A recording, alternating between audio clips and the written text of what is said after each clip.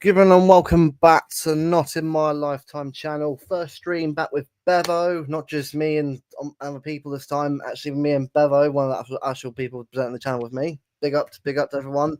Big up to LB for the raid as well. I see people commenting away. Apologies for a bit of a late start, been things going on, but I will say before we start, Steve isn't here. I've tried messaging him to see where he is. Had a response. Hopefully he'll get back to us. Hopefully ASAP. If not, we'll get him on again at some point. So don't worry. I was clickbait. It's not. I don't know what's going on at the moment, but we'll hopefully get back to that in a bit. Big up Barmy Snoopy. Big up Bazoo. Big up Herbal. Big up George. Big up Spear. Also big up Stubborn Hate as well. Big up to you guys as well. And Joe, what? Before I start rambling on further, Bevo, mate. What are you doing, mate? All good? Yeah, good, mate. Thanks for actually asking me to come on this time rather than just doing the stream without me. Yeah, I mean, yeah. I will keep making you feel guilty. Don't you worry. Yeah, no, you will, dick. Anyway, well, look, we've started positively, which is nice. But if we're being real here, as the title of the stream says, it's not in positive circumstances, unfortunately. Now, there is a game tomorrow, and we'll discuss the game towards the end of the stream. But we got to be real about what's going on in the club right now, and also the fan base in general, because it has lost its mind again these last few days. Now, before we start, Viagogo, before anyone, I'm sure people have seen it on an LB stream as well, and other people's stream, Martin streamed it as well. Viagogo is a website that does obviously tickets for like football games, that kind of stuff as well, but they charge ridiculous prices rather than actually paying the face value price for a ticket. So what you get right now on City website, which is about 50-60 quid for a ticket, which is ridiculous, by the way. That's ridiculous pricing for a ticket in itself.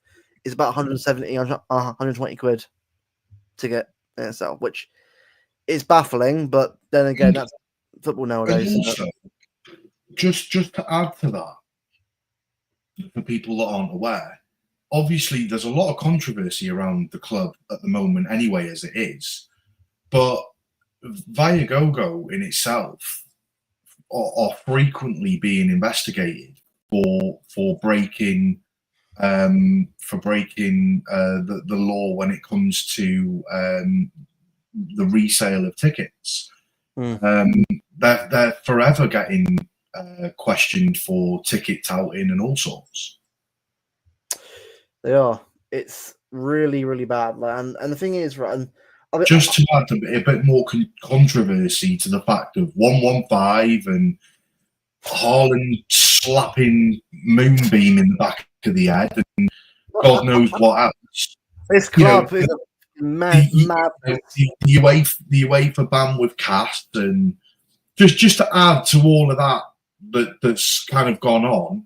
Oh, let's sign a multi-year deal with Viagogo, who regularly get questioned and investigated whether they're breaking UK ticketing law. It's ridiculous. And George baffles me as well, right? You still got fans going on about, oh, it's the global fans' fault, it's the local fan, they're getting ruined. Right. I've said before, right, about anything football, right? You need a local fan base still, no matter how big you get, because you get the local fan base are the ones that have been there to spot where the club's been and established. And I've said that's a very important thing for me personally as a football club. But when you get when you start being a successful football club, you start building a global fan base. You can't help who supports your team from where. That isn't the issue here. People go on about that's the issue, that's why the club's where it is. No, it's not. Because I'll tell you right now, either these fans weren't, even people weren't there from around the world, there'll still be issues right now like this. The issue is the fact that the club's lost touch with long-term fans who have attended games for the best part of 20, 30 years. Mm-hmm. The problem is that those fans now are no longer wanted by the club, because and the thing is, if you go and buy a season ticket, that's the worst possible thing that the club wants you to do. Yep. Because you go and buy yourself a season ticket, you're getting your season ticket at a set price, and you'll be going to game after game after game. You probably won't go to the club shop. you won't go and use facilities around the stadium because you turn up week in, week out with your season ticket, watch your game, and then go home.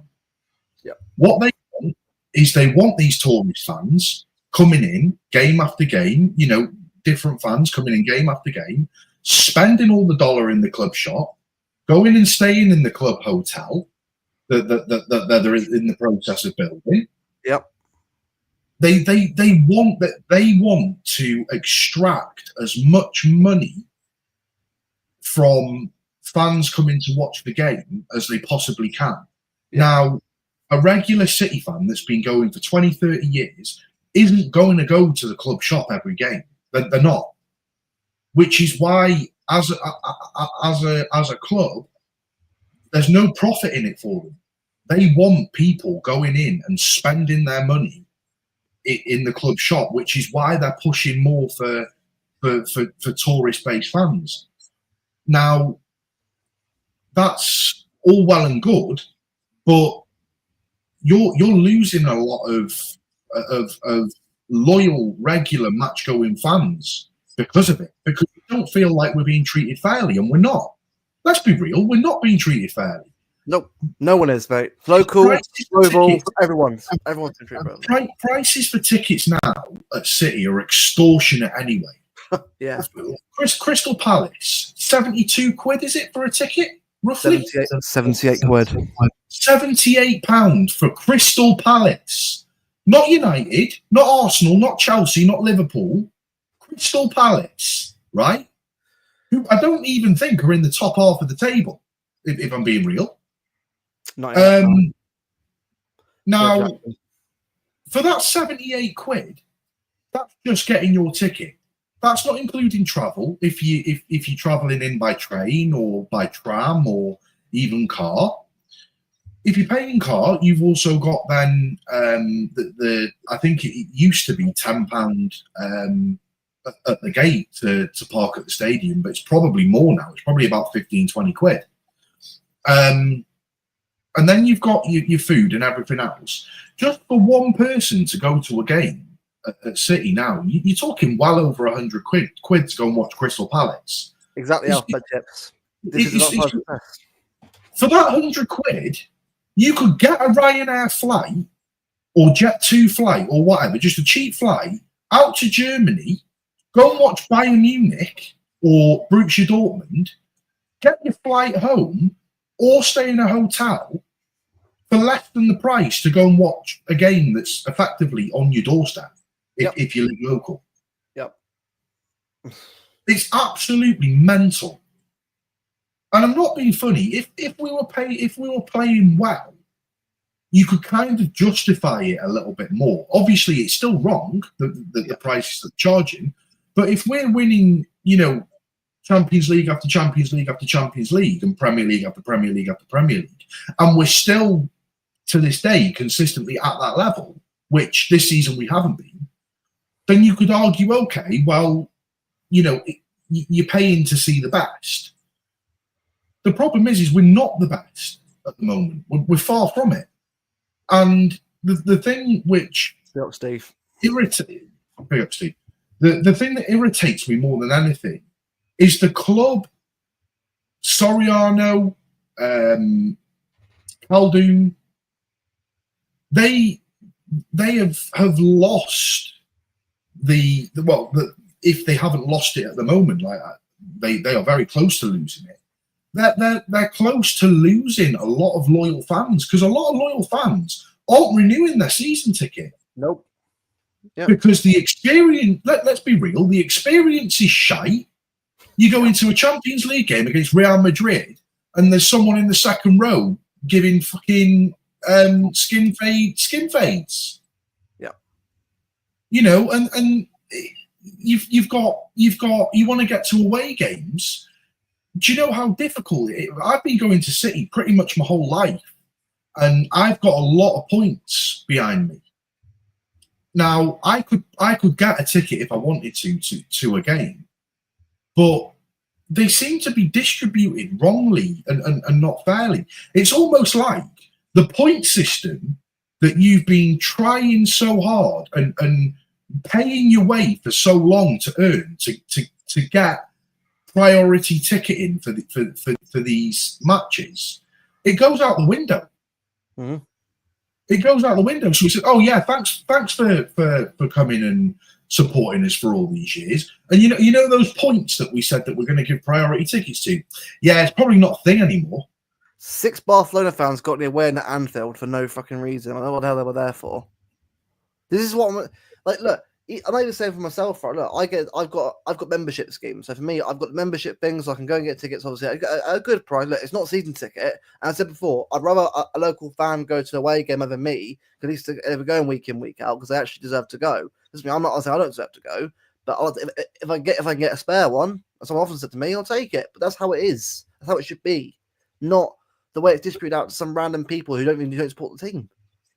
And Joe Jackson, you're right. In the US, this has been going on for years. I know people who are in the US who have been saying the exact same thing. The way, I mean, look, obviously in the US, the way you see things are a whole lot different over here. A lot more high wages in the US compared to us. But the problem is, it's just when you start bringing that kind of system over here, it doesn't work at all because our wages are anywhere near the amount required for that to work. And that's the issue we've got it. And exactly, the prices are absurd in the NFL. It's crazy. Big up Doug. Yeah, exactly. Absolutely awful. Can't believe City have agreed. We need to mate. The thing is, we're creating a rod for our own backs in. We're constantly under scrutiny in the media anyway. Like, day after day. You know, oh, it's 115 charges, and then it's Haaland slapped Moonbeam. Or Moonchester or whoever it was. Moonbeam. Haaland slaps Moonbeam and gives a whiplash. Like, there's just the club is constantly under scrutiny. But in this scenario, we haven't helped ourselves by doing that. No.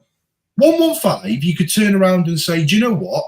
We haven't actually done anything wrong. We still maintain, that we haven't done anything wrong. But in this scenario, we would have known for years and years and years that Viagogo is constantly getting scrutinised and investigated for breaking UK law when it comes to ticket touting. They're regularly. This isn't a new thing.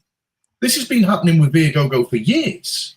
Yeah, I remember a couple of years ago they were investigated because they were selling ticket prices at unfair value.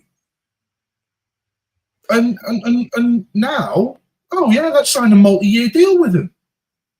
Yeah, exactly, Tony. Exactly. Is that Tony? And Tony, you're right. Injures us, by the way. You know what will happen? Liverpool, Arsenal are doing it at some point. It won't just be us, mate.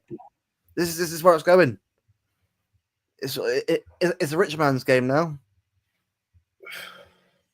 We're not the actual local man down the pub who's bought his team week in, week out. It doesn't matter if it's whoever wants to support. He still backs them week in, week out. But I can't afford to get anybody ground anymore. Top rated report by Chelsea Supporters Trust for. Wow, really? Wow. That's what I mean, though. Like everyone thinks he's imagine selling fake tickets to your own fan base. Don't see ideas, mate. The thing is, that shit ain't heard in the media because it's not Manchester City. Yeah, I know. It's absolutely baffling, that is to me. Bit of a kick in the Rolex.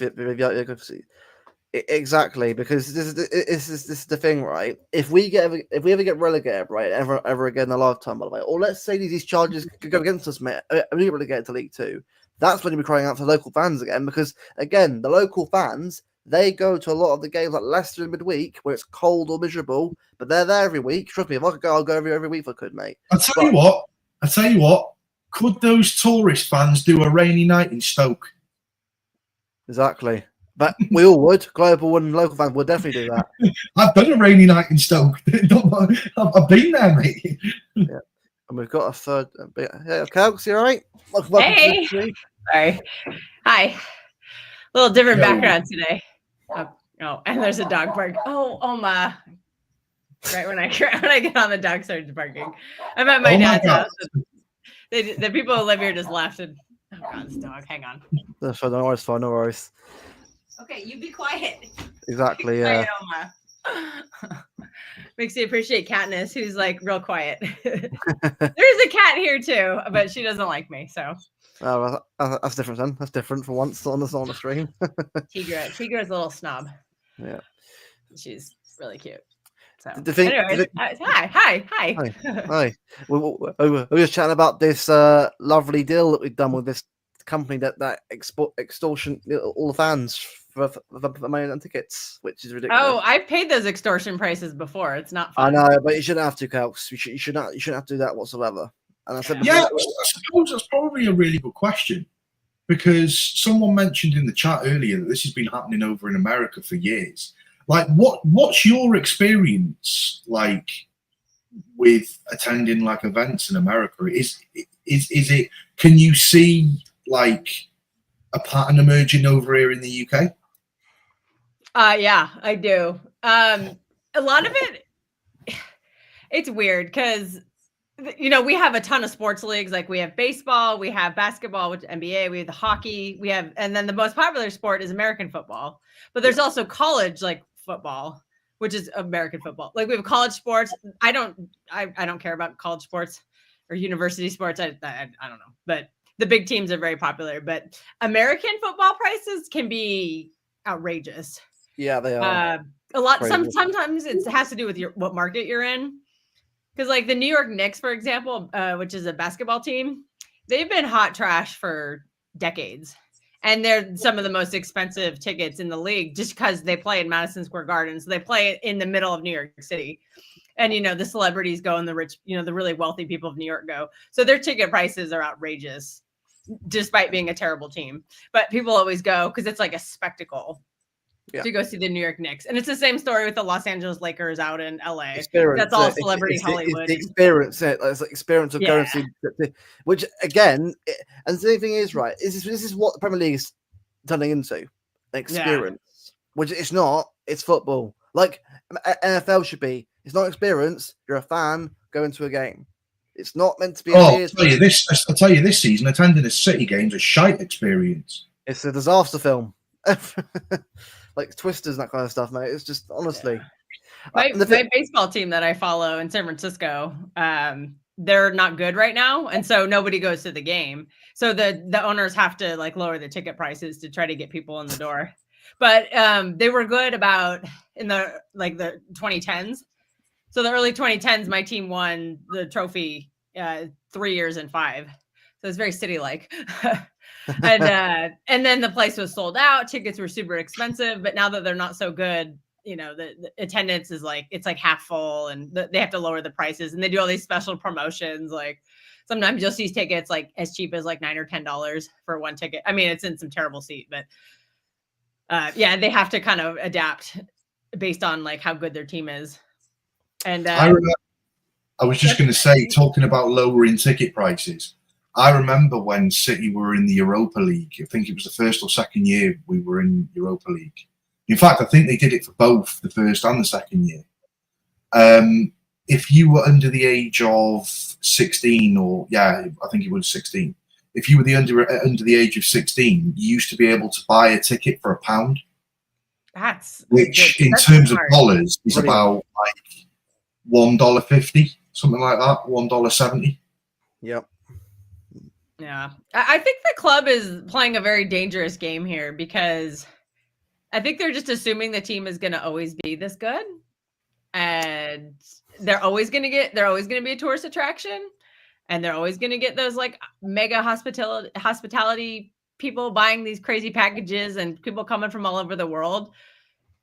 But I don't think that's going to I don't think it's going to be that way, because look at United. Like United was that way for a couple of decades under Ferguson, and then they've been not so good since Ferguson left.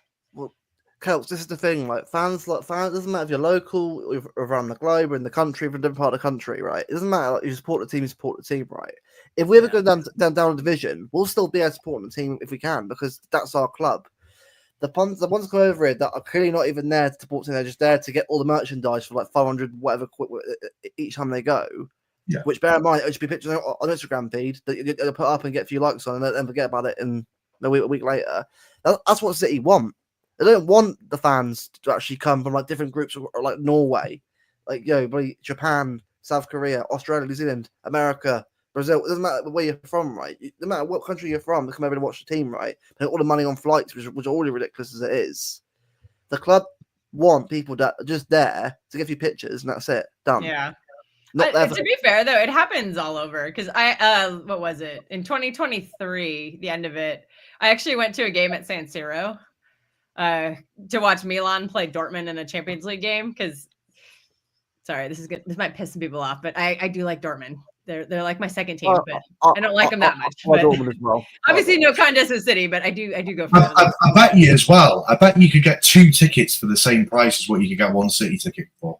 I still had to pay a lot of money because I had to buy it through one of the agencies, and it was like in the tourist section. Because I have no clue how to get away tickets for Dortmund, and then I had to sit in the Milan section because like I wasn't able to get Dortmund tickets, so I had to pretend I was cheering for Milan. But they had 2 Americans, so I was just like, yeah, I'm here for the Americans. Like, haha, nobody said anything to me. There's some kid sitting in front of me who's on his phone the whole time, just like surfing the internet. I'm like, why did you pay like 200 euros to sit here and surf the internet? Like, aren't you here to watch the game? Like, first time with me at a game, right? I'll put a picture of the ground before the game, so I've got a picture reference. After that, the game starts, phones off, I'm watching the game. Yeah. I mean, that's how it is. I mean, right, World Cup overturn it. Now, this is where I think for me, big up the 1894 for trying to do that in terms of the boycott, right? But 9 minutes isn't going to do it, unfortunately. Now, look, I'm not saying don't do it. Do it anyway. But the problem is, the only way you're ever going to make changes now is if you go to the very extreme, because the clubs don't care right now. But I mean, the fact that they tried getting meetings already, they've been like delayed constantly, and now we're getting one that's on the Thursday with City Matters and that, and obviously that. I'm just going to say it right now, right? The club will just think, just laugh it off and try and sort of put it on the carpet. The only way you're ever going to get a real change from the club is if you target them properly at the PR, make it bad on them. Because I don't think they're bothered. I think when it comes to PR, I think the way that the club see it is any kind of PR is considered to be good PR, because you look at how it's been with 115. They've just left us fans to deal with everything. Yeah, us as fans have been the ones since day one. Nearly 2 years ago. We've been the club on other shows. Yeah, we've been the ones that have gone on things like the overlap. Big up Luke who went on the overlap because he did a good job, really, really well. Yeah. I thought Big Steve did too. Yeah, Big Steve as well. That weasel Adam McCullough, man. Somebody needs to teach him some lessons. But that guy's the thing is, like, it's not. It's us as the fans that are getting absolutely torn apart. And at the end of the day, we're just fans. We just support the club and want to watch good football. Like that's it. Like, we didn't sign up for having to go live on air and defend the club week in, week out, and defend it. We should lawyers and accountants to enjoy a footy game. Exactly. Talk about our team. I know Martin has put a tremendous amount of time and effort into it. I have a cousin who's a lawyer, and I asked him to look at the cast verdict and explain it to me. I just find he had to do actual work, but I was like, "Can you kind of explain it?" He's like, the end of the day, it's like basically what it says is there's no evidence to convict. So exactly. Okay. But this is what I find mental, Couch. Like, why aren't the club doing anything about it? The club could quite easily turn around to all these media platforms and put some kind of legal document out there to basically say, basically, why are you slandering us? Because number one, in the UK, you're innocent until you're proven guilty. But the way that the media have treated us is we're guilty until we're proven innocent. Yeah, it's the other way around. And the backlash has had to be faced by all us as fans, us as streamers, going on and trying to defend the club. Like, and what are we getting for it? A £78 ticket for Crystal Palace. Is it that high? Oh, it was 73.78, but like it's still ridiculous no matter how I put it. Like 50 quid for Wednesday against Leicester, £50. Like you know what the club should be doing with the media? They should be sending out some cheeky, like, just cease and desist notice. I don't know what they call that in the UK, but just like a notice saying, like, we hear you talking shit, please stop, or we will pursue effectively, because it's slander. You're coming out and get out of here, Steve. Wait. Wasn't Steve supposed to be on here today? Saw his ass. Oh no, that's Steve. He meant to be that's Steve. Somebody's hungover today. He probably is, but then again, look, it mentioned me later saying sorry probably about it, but it's fine. Look, it'll be on soon. It's greed. It's nothing more than greed, and it's heading the same way throughout the whole of the Premier League, and it needs to be stopped. Yeah, I think you're right in what you're saying. 1894, they are trying to do their bit, but if that was me, like, and I was sort of pushing it from a fan's perspective, I'd be saying, right, I want a couple of thousand fans blocking the city bus from coming into the stadium. Like that's a protest. Yeah, make it stand out. Makaro's definitely that. Alton Towers is cheaper. It's like I got Alton Towers for a weekend, have a good time, I'm done. Whereas there, 200 quid 2 tickets.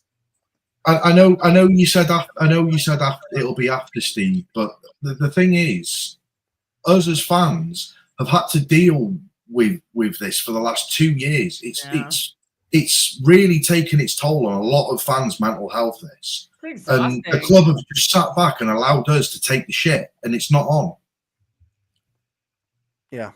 Exactly. This what this club needs to do is, since they like to copy Barcelona on everything, get some of that Barcelona PR in here. Like, come on, man. Yeah. Or get some from Real Madrid. Those guys can turn anything. They make themselves look like the hero for everything. Like, I was really mad about this. Like, we need some better PR for our players too, because like that Real Madrid PR, man, they make every excuse in the book for Jude Bellingham and whatever when they're having stinkers. Yeah. I'm like, we could have used some of that because we're all going to bat for Phil Foden this season and we're all getting crushed because he's having a bad season. It's like, come on, club, do something. Get some PR out there and start. Yeah. Like, you're taking everything, the model from Barcelona. You didn't take their PR? Like, come on. But the issue is a lot of things. The club is out. PR merchants in here. but the issue is is that some fans are arguing about the wrong things on Twitter, saying like, I said this earlier on, right? It's all well and good, right? If you are a fan that's been a main road Kipouts, right, for since like 70s or 60s, right? If you're still on Twitter and that, big up to you if you're watching the stream, because again, you've been there when we were good and when we were shit for good how many years. Then we're going to get to League One, back up again, and big up to you for that journey and experiencing that. But there's people out there who think that the reason we're in this mess because of people that who supported the team, few years. I'm like, well, no, because even if they weren't there, the club will still be doing this anyway. It's exactly, Steve. You. But this is what I mean. Like, some people are worried about the wrong things. If you actually want to make change here, we've got to actually work together, not just argue each other. Because the thing that annoys me, I know what you're saying, and I'm on the same page as you.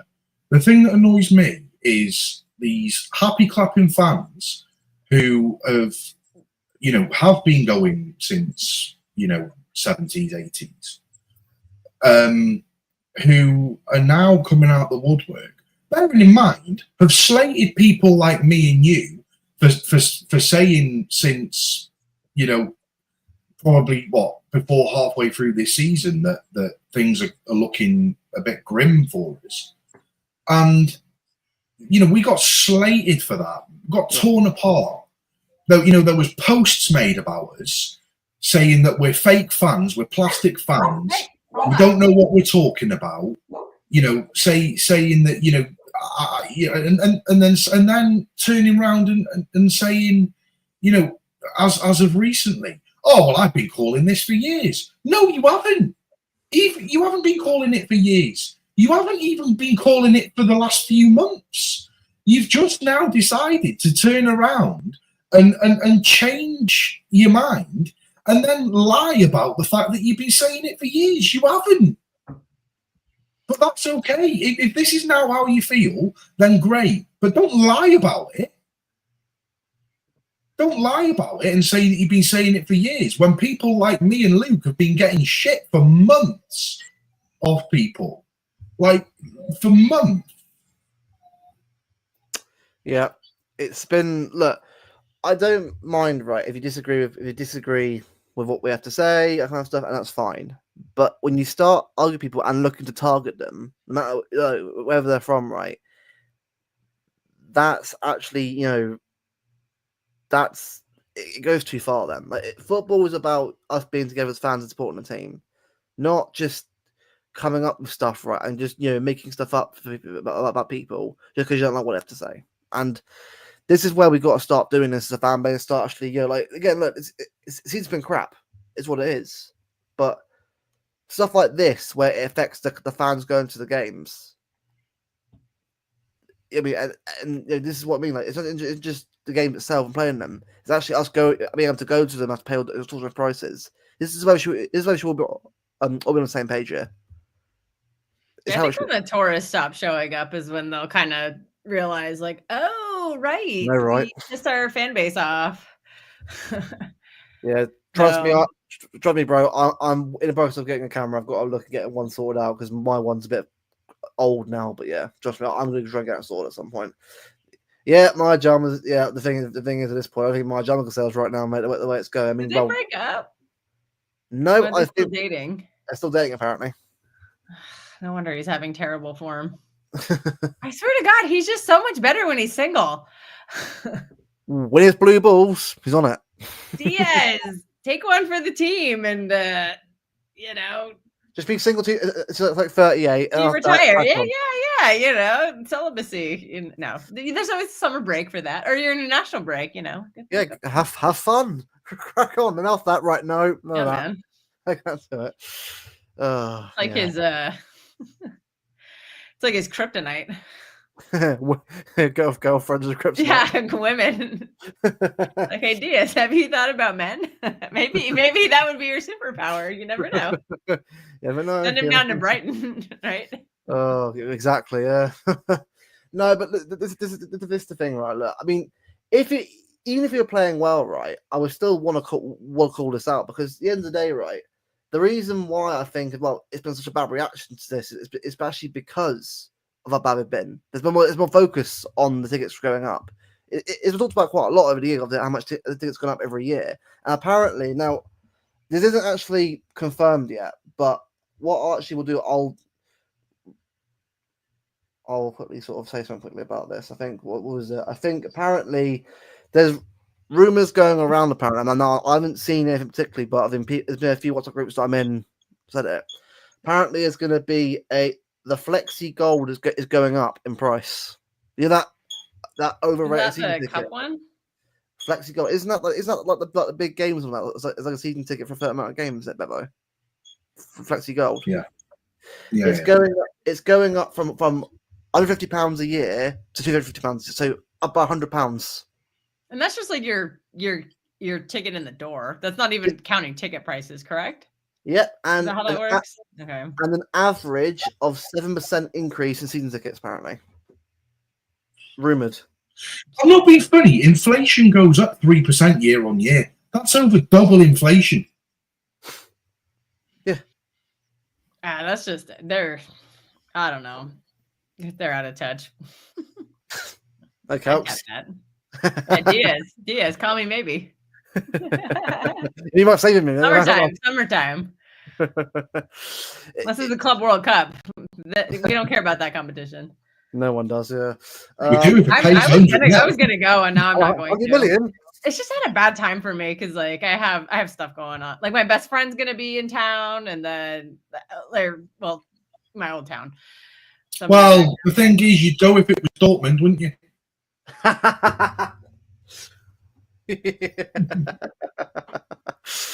Oh. You know, when we played every year, we played Dortmund in the Champions League. I'm not rooting for Dortmund. I'm like, pound them, kill them, die. Big up DC and Aaron Martin channel quite a bit. Cheers for the actual likes, man. Much appreciated. Thank you.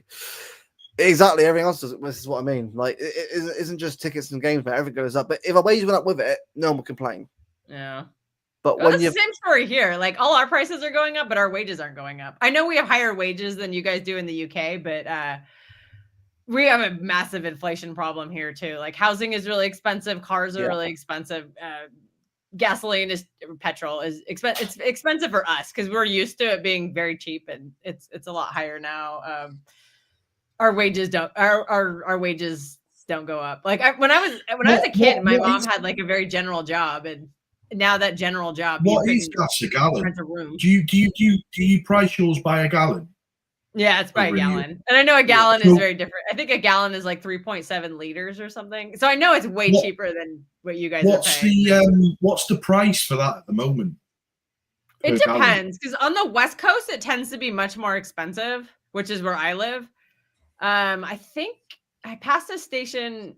Okay, so in Nevada, it's cheaper, the state I live in. So I passed the station near my house that was $3.75 a gallon. But I drove 2 hours into California, into a small town. California has much higher taxes on gas than Nevada does, because every state does things differently. So in California, the cheapest gas I saw in this town I was in was $4.49. I passed one station that was $5.99 a gallon. So it just depends on where you are. It's like double the price of the UK, basically. Wow. And I thought that was expensive. California has this weird stuff. Yeah, here, see what Ryjack, he's saying it's $2.90. Yeah, Florida and the entire like eastern half of the country gets their gas is refined in Texas, and Texas, like, it just does it differently. It's like, and so they get much cheaper gas. Like, all the way to as far west as Utah has the cheap gas, and then once you get to like California refines its own gas, but California has this weird way of refining where they think that they can refine it to pollute less, and so they charge way more money, and then they're the ones selling the gas to all the other states nearby them. So like Nevada, Arizona, Oregon, Washington, Idaho, those are all the states on the West Coast, the western part of the country. They're all getting like this expensive California gas, and then the rest of the country is getting this like super cheap gas from like Texas.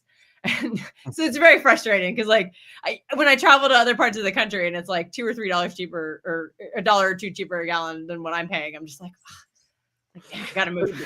I should have moved back east. That's where all the water is too. I'm in a literal desert. Like, I don't mind this going up. Like, I get it's how it is. Like, it's life. You can't, expect everything to be the same price forever. It's not how it works. But the very least we expect, is a bit of fairness in terms of wages of jobs going up. At least that way, at least you're still making enough money to where you can actually afford to actually run a house, and keep yourself obviously like fuel and what costs no matter what we're using. It would like literally no one would complain as much, if we were all getting paid fairly, to be able to go over the games and watch them. No one complains so much about these price hikes. But when everyone's still in the UK anyway, I'm sure obviously you as well, Kat, was in America. I'm sure everywhere else is different as well. When you're like looking at prices now, and like your wages haven't got a bit of gone at all, if that, it starts to struggle when you've got to like pay even more now, to deal with it. Is DC, are you in the Bay Area? Just curious. You don't have to say where, but I'm from the Bay Area, so. Yeah. But I know the Bay Area is big and wide and has a lot of places. But you get very much fuel price around it. Exactly, yeah, it's a bit different around here. Like, it's not always the same price everywhere. Like, I can get fuel like cheaper at certain areas if I go differently. Yeah. I'm not sure it's about it's like £1.45 here at the moment. Oh, a liter. Okay. No, a gallon. A gallon. I love that. £1.45. Which £1.55. A liter was 3.7. I thought it was 3.7 liters in a gallon. I don't know. Wait. I have a conversion app. I can do the temperature conversions. That's my forte. I don't do the other. We don't do metric at all. We're just one pound. £1.45 a gallon is 1.88 in dollars. Okay. I can't even find it on this thing. And I thought 1.45 was quite expensive, considering during COVID it was like 98p. And I'll say, Tony, right? And trust me, I know what that's like because I live in Hampshire as well, mate. I know exactly what it is. Like it's ridiculous how much it costs now to stay overnight in Manchester. Yeah. I remember I've gone now for a few years now, and obviously I know 50 Blues now. I'm going to go up there. It was actually a lot cheaper to stay in hotels. I mean, now I stay in Stockport now because Manchester City itself, right, the actual city centre, is expensive to get a hotel. Yeah, I think I was paying. I think that I stayed for 2 nights when I went, and I think it was like 200. It was about the equivalent $200 a night. I booked it on an American site, so I paid in American dollars, but it was weird. The ticket I bought was priced in euros, and for some odd reason, the euro and the dollar are very close, but the pound and the dollar always have a big difference. Yeah. Although that trip was nice. That trip that I did, it was when the pound was really low, so the dollar went really far. Because usually I think right now it's like $1 is like 0.6 pounds, and when I went, it was like 0.8. I was like, ooh. I was like, Yeah. I've never had this good of a price. So everything was only 20% more expensive versus being 40% more expensive. Yeah. No, it's for me. I know what it's like because I've said overnight before a number of times, right? But the thing is, like, most times I've got to like look at different places how to get up there for cheaper. It's 7.7 right now. It's crazy, yeah. Ooh, I should get over there. It's pretty good right now. Exactly. Big up, Mateus, bro. How you doing? You all right? We are not paid fair. No. Black, this comment is incorrect. There's a lot of people who are struggling with wages. Wages is not. There's a lot of people working 2 or 3 jobs. One job doesn't pay enough. Sorry, I'll shut up. All good, bro. All good. You all right? We're talking economics. Yeah, you're not too bad. How's everyone? Yeah, good. It's great. Having a good Saturday so far. Yes, it's a good Saturday. I'm actually off. No one's saying it. It's tomorrow. We're back tomorrow. Yeah, tomorrow. Hop on 4. Oh, but the thing is, right? Like Mateus, obviously, I know you got season ticket yourself, right? When you see, right, that we're putting tickets on a ticket touting website, which is known for being corrupt and how it runs things, by the way, which is like, you know, it charges 5 times the price sometimes of any kind of ticket, you know, that we get on the website itself. Like, it just makes you just wonder, like, do company even care anymore? To be fair, this was coming. I could see this coming way before. Listen, if anyone is not familiar with Viagogo, whatever you call it, yeah? I remember I got my first Creamfield ticket in 2015 of them. So if anyone, like, I got it for 4 days. If anyone is not familiar with Creamfield, it's like a festival in the UK. We do like during bank holiday in August, and it's 4 days festival. So the average price for that ticket is £300 for 4 days. So it's £300 for 4 days. Then obviously the price drops out depending on how many days you're going. But I went for 4 days in 2015, and I'm stupid that I were at the time. I didn't know the website. I went to that website, and I bought the ticket for £700. That was more than double. Bear in mind that they were just taking money out of my account because I was paying through installments, so like 3 installments, I think. And they've only sent the ticket out a day before the actual festival starts, and they were like, if you guys go and look at the review from that particular website, 50% of the review is really bad. The prices they put out is absolutely ridiculous.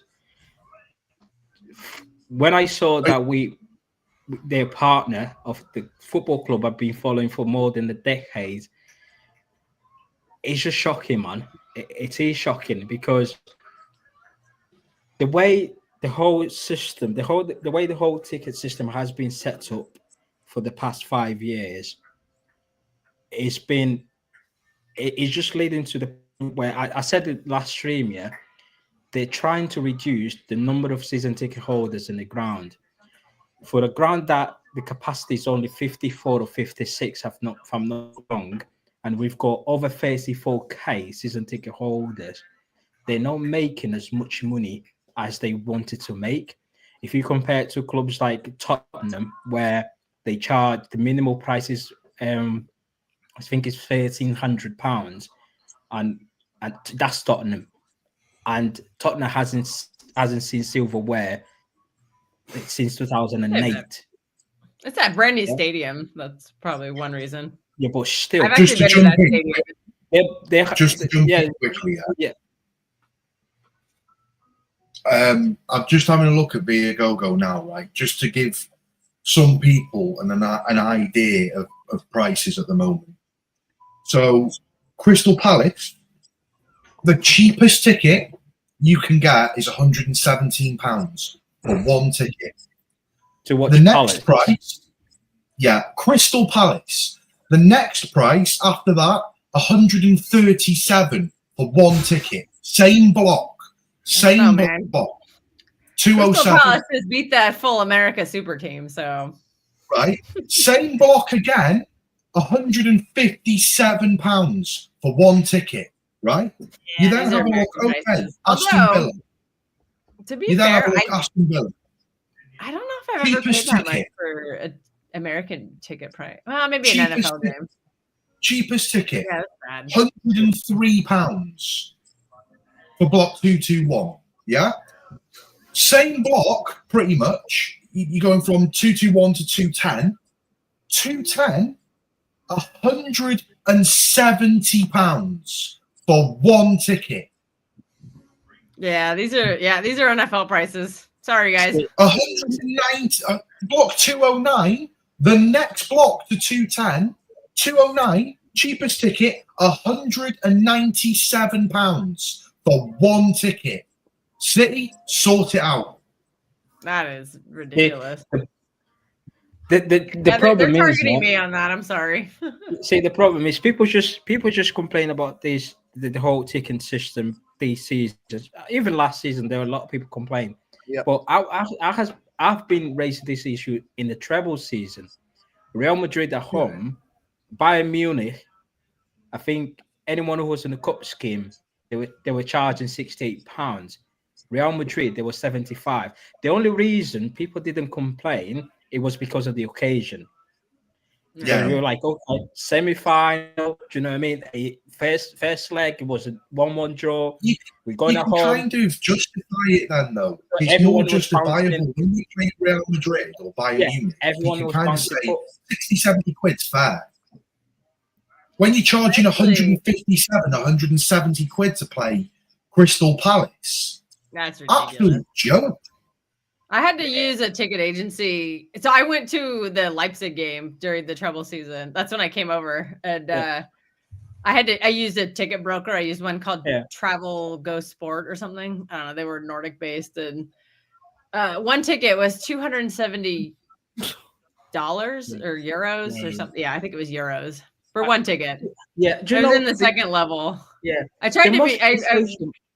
Yeah, it was ridiculous. But see, the most frustration thing, it's not just down to the price, but in my opinion, the most frustration thing is the lack of communication between the club and the fans. If let's say they want to increase the season ticket prices again, but if they come out and talk to the fans and explain the reason why they want to increase the ticket prices, maybe we as the fans, we're gonna I can see why the club is just doing that, but there's nothing. It's like they just do things. All right, they'll get on with it at some point, and that's why people are getting more frustrated because the club doesn't come out and talk to the fans, and the fans are willing to sit down with the club and have a nice conversation and actually come up with a plan. See, now we're increasing the capacity in our stadium. when the plans to expand the North Stand came out, there were rumors. Sam Lee, Jack Gogan, all these puppets, that go sit in the press conference with Pep Guardiola, never ask an important question. Yeah, asking. They all came out and say, "Oh, is this going to be a blue wall?" And I even told Martin last season, Martin, this thing about the blue wall is a myth. Yeah, the club if they put this news out is just to get everyone on board. Once the time comes, because the North Stand is done now, you'll see what's happening there.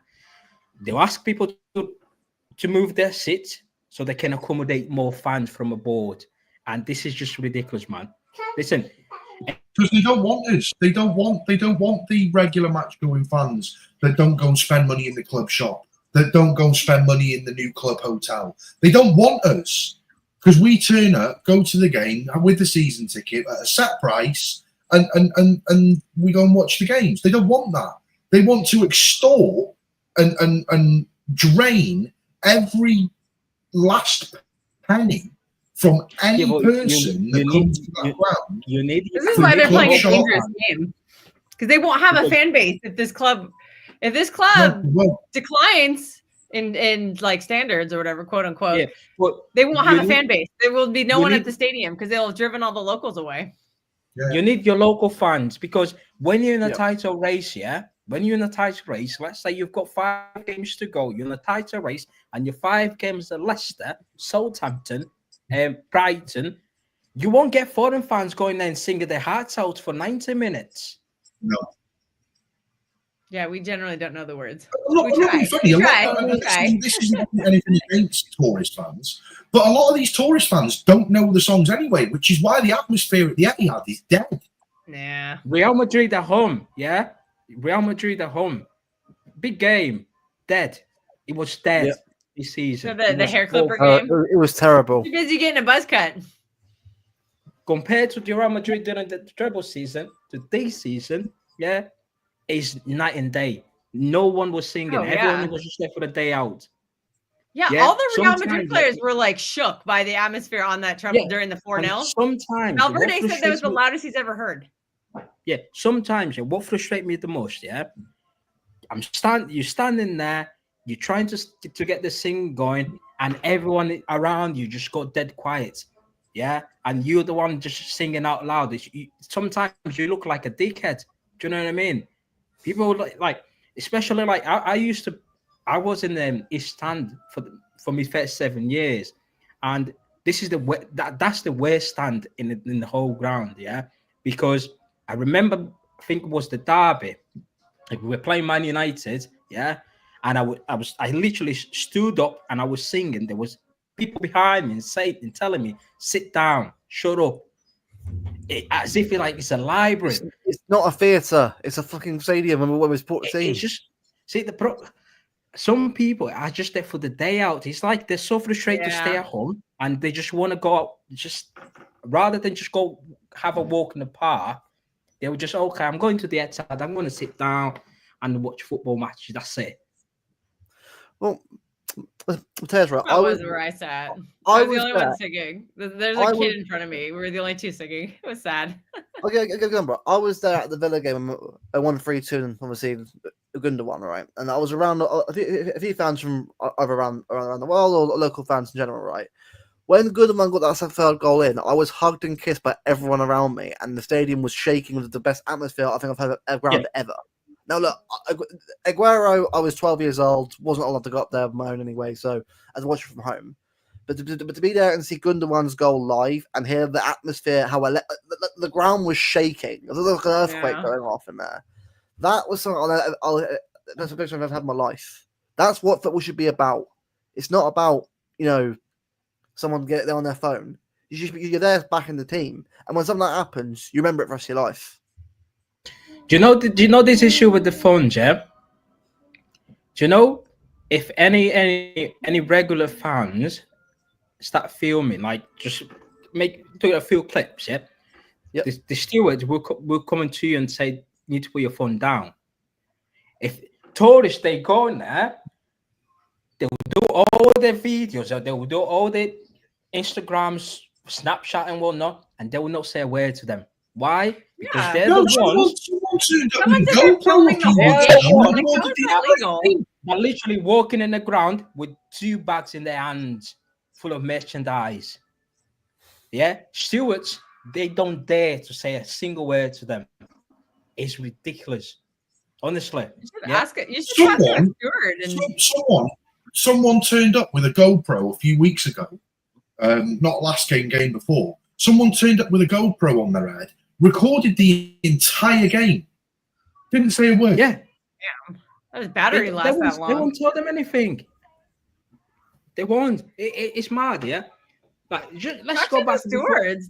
Do they talk to me? I don't know, because I've The had stewards are terrible, deep mate. conversations with the stewards in my Yeah. country. So Let's just go back, yeah, to before Sheikh Mansour came. Yeah, I've watched an interview of Gary Cook here, and he was saying the way where the club was financially, where we nearly went into administration at the time because Exactly. we were really like yeah. our finance was really bad to the point where we had to sell Sean Wright Phillips to Chelsea.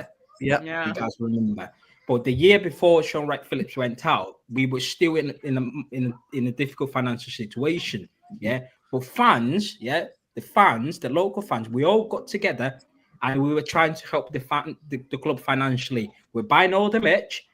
As there was a group of us, we were buying fucking 5 pies a game. Do you know what I mean? Just take from our own pockets, just spend money inside the ground so we can. I know it wasn't much, but at least we were trying to do something. Yeah. Sheikh Mansour came along. Yeah. If you guys remember the first 3-4 seasons, they were offering season tickets to fans because they need a fan base in the new ground. Yeah. When I said to you, my first season ticket was about 320. There was a time where they were offering 299 for the season tickets. Yeah, remember that. Yeah, if you guys remember that. I just season ticket that. Yeah, because they needed people in the ground. Yeah, all this empty ad. Yeah, it came from when we moved to the Etihad because there were not many people going. That's why the season ticket.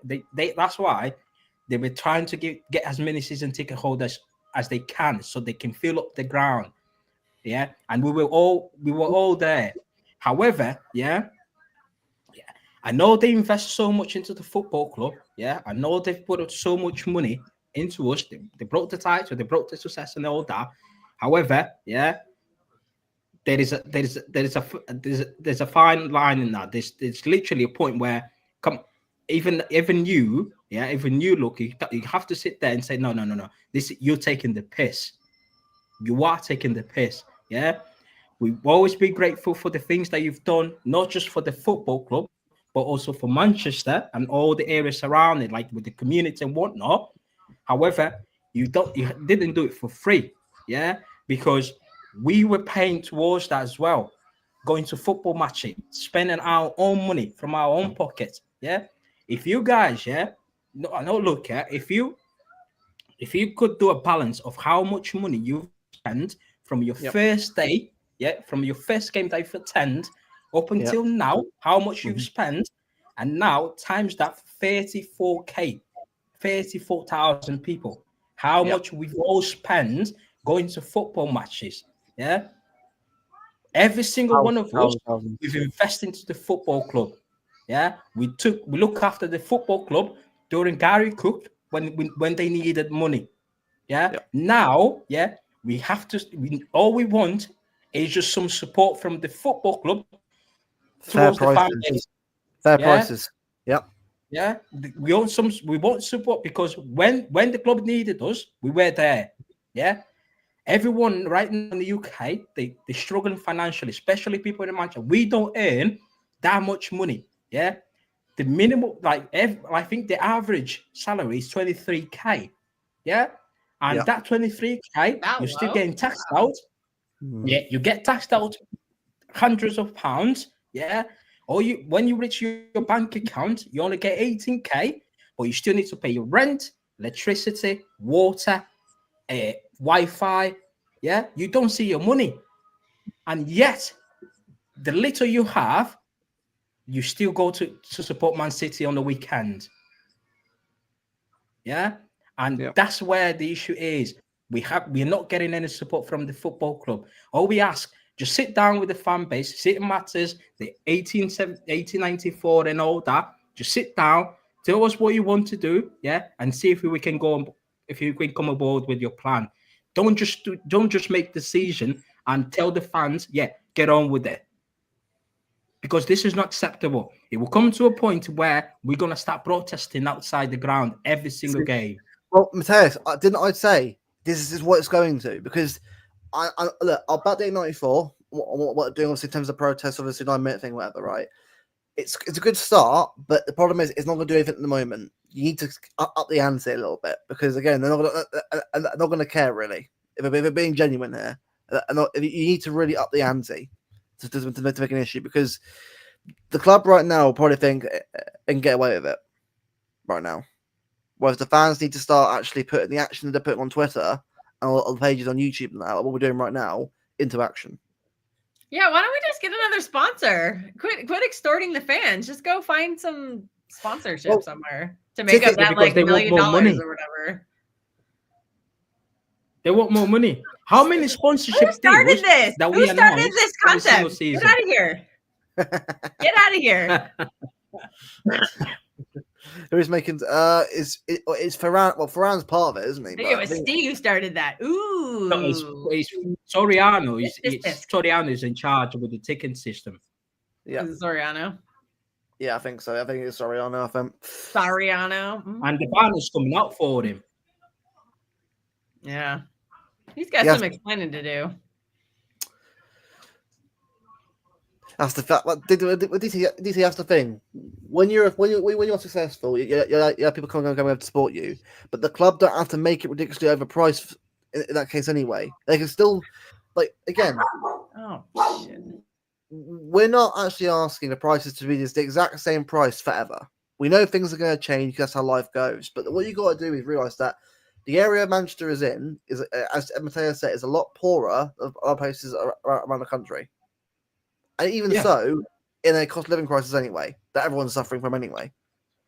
So the fact is, you can't just raise the prices like that quickly without everyone being able to afford those prices at the moment. You have to do it fairly. It just throws everyone out of it. And as you said, it's going to get to the point where the fans are going to lose their shit. Even more than what they're doing right now. Does everyone want a bit of a laugh? Well, go on then. Why not? Because I know we're in a mess at the moment, right? But at least we're not united. Get this, right?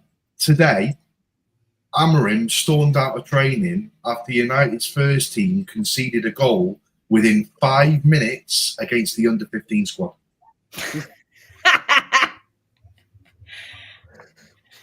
Guy just committed career suicide by going to United.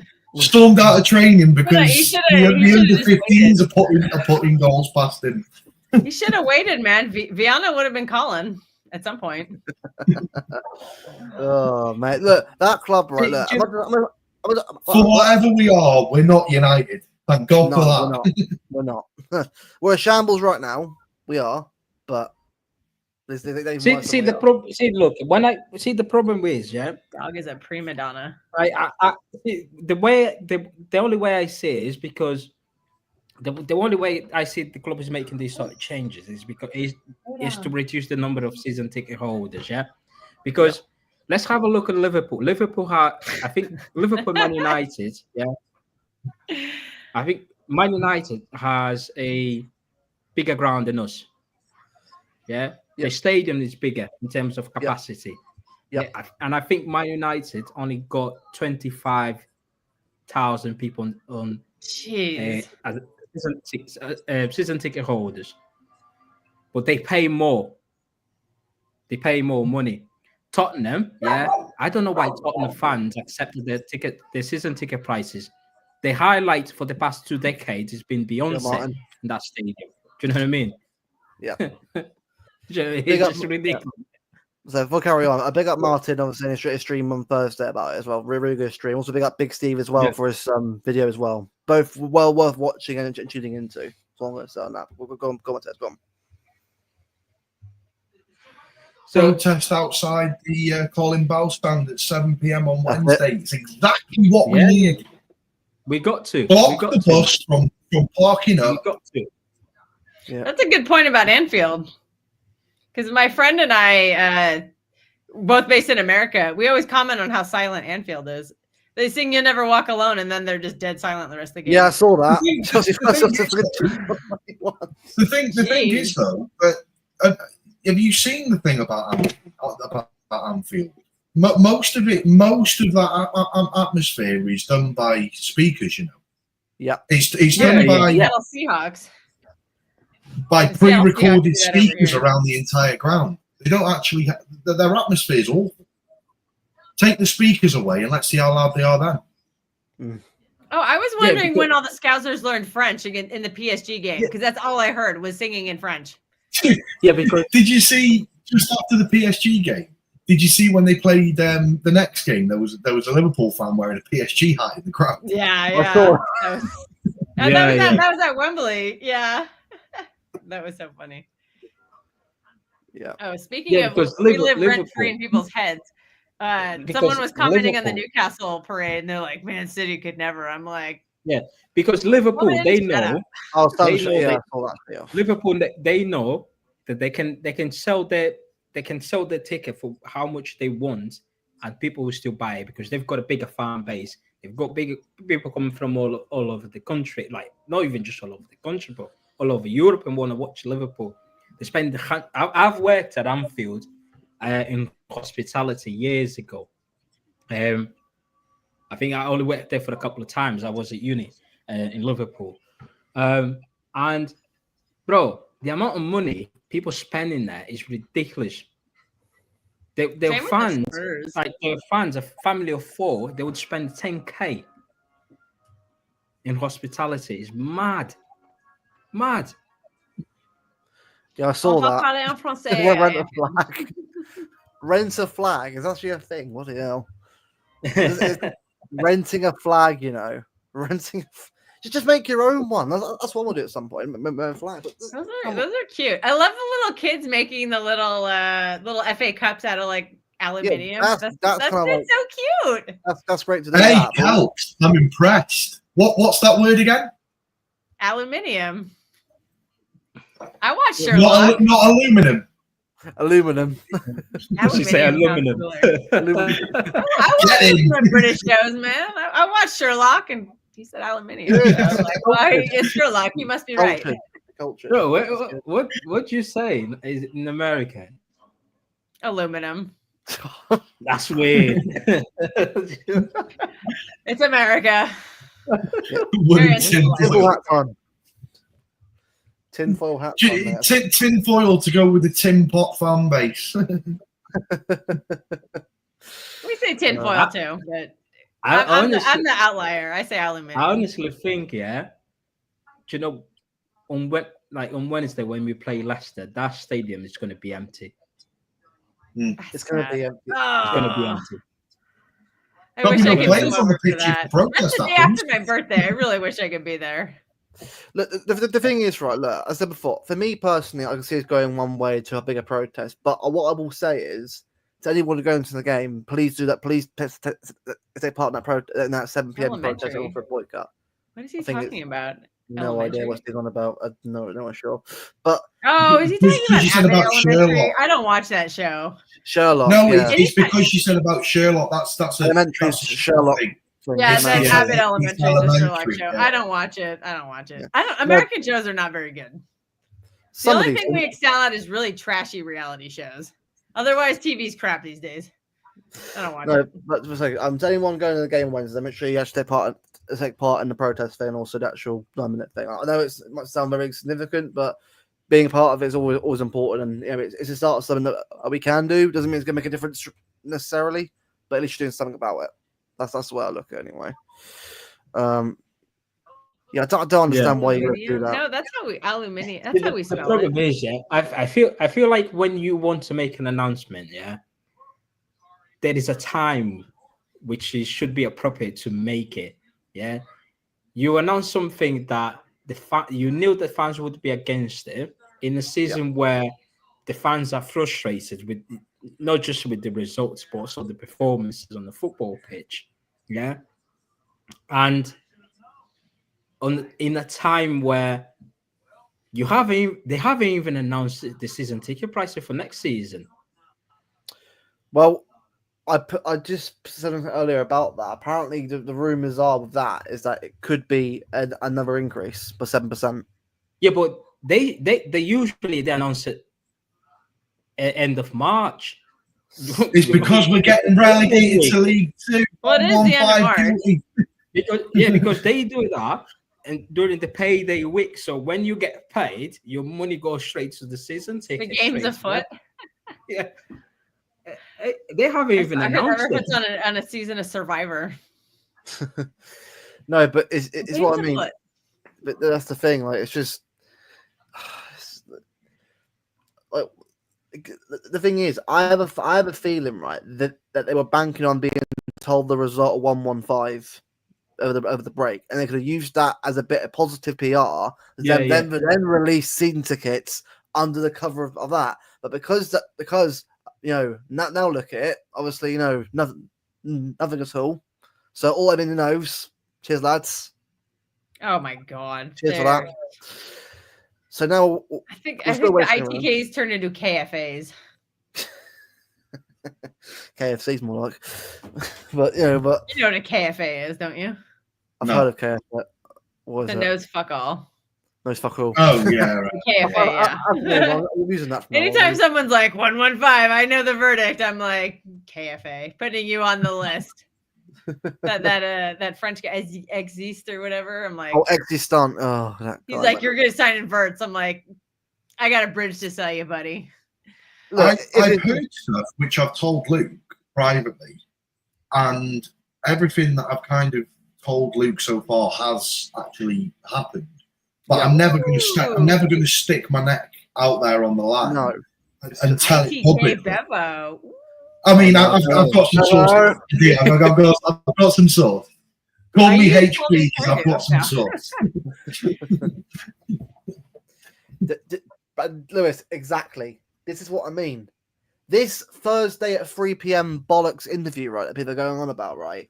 It's done to show that, oh, look, we are doing it now, when months ago they sent you a letter asking for a fucking meeting. Yeah, so it should have been done. Lewis, it should have been done not members, on the first of April because it's going to be filled with fools. Yeah, at this point, yeah, Lewis, we are customers. We're just customers, mate. We're not members anymore. Well, they actually referred to us as customers a few years back. Let's face it. Anyone who's in the chat here with a season ticket holder, let's say the club decides to increase 10% going to next season.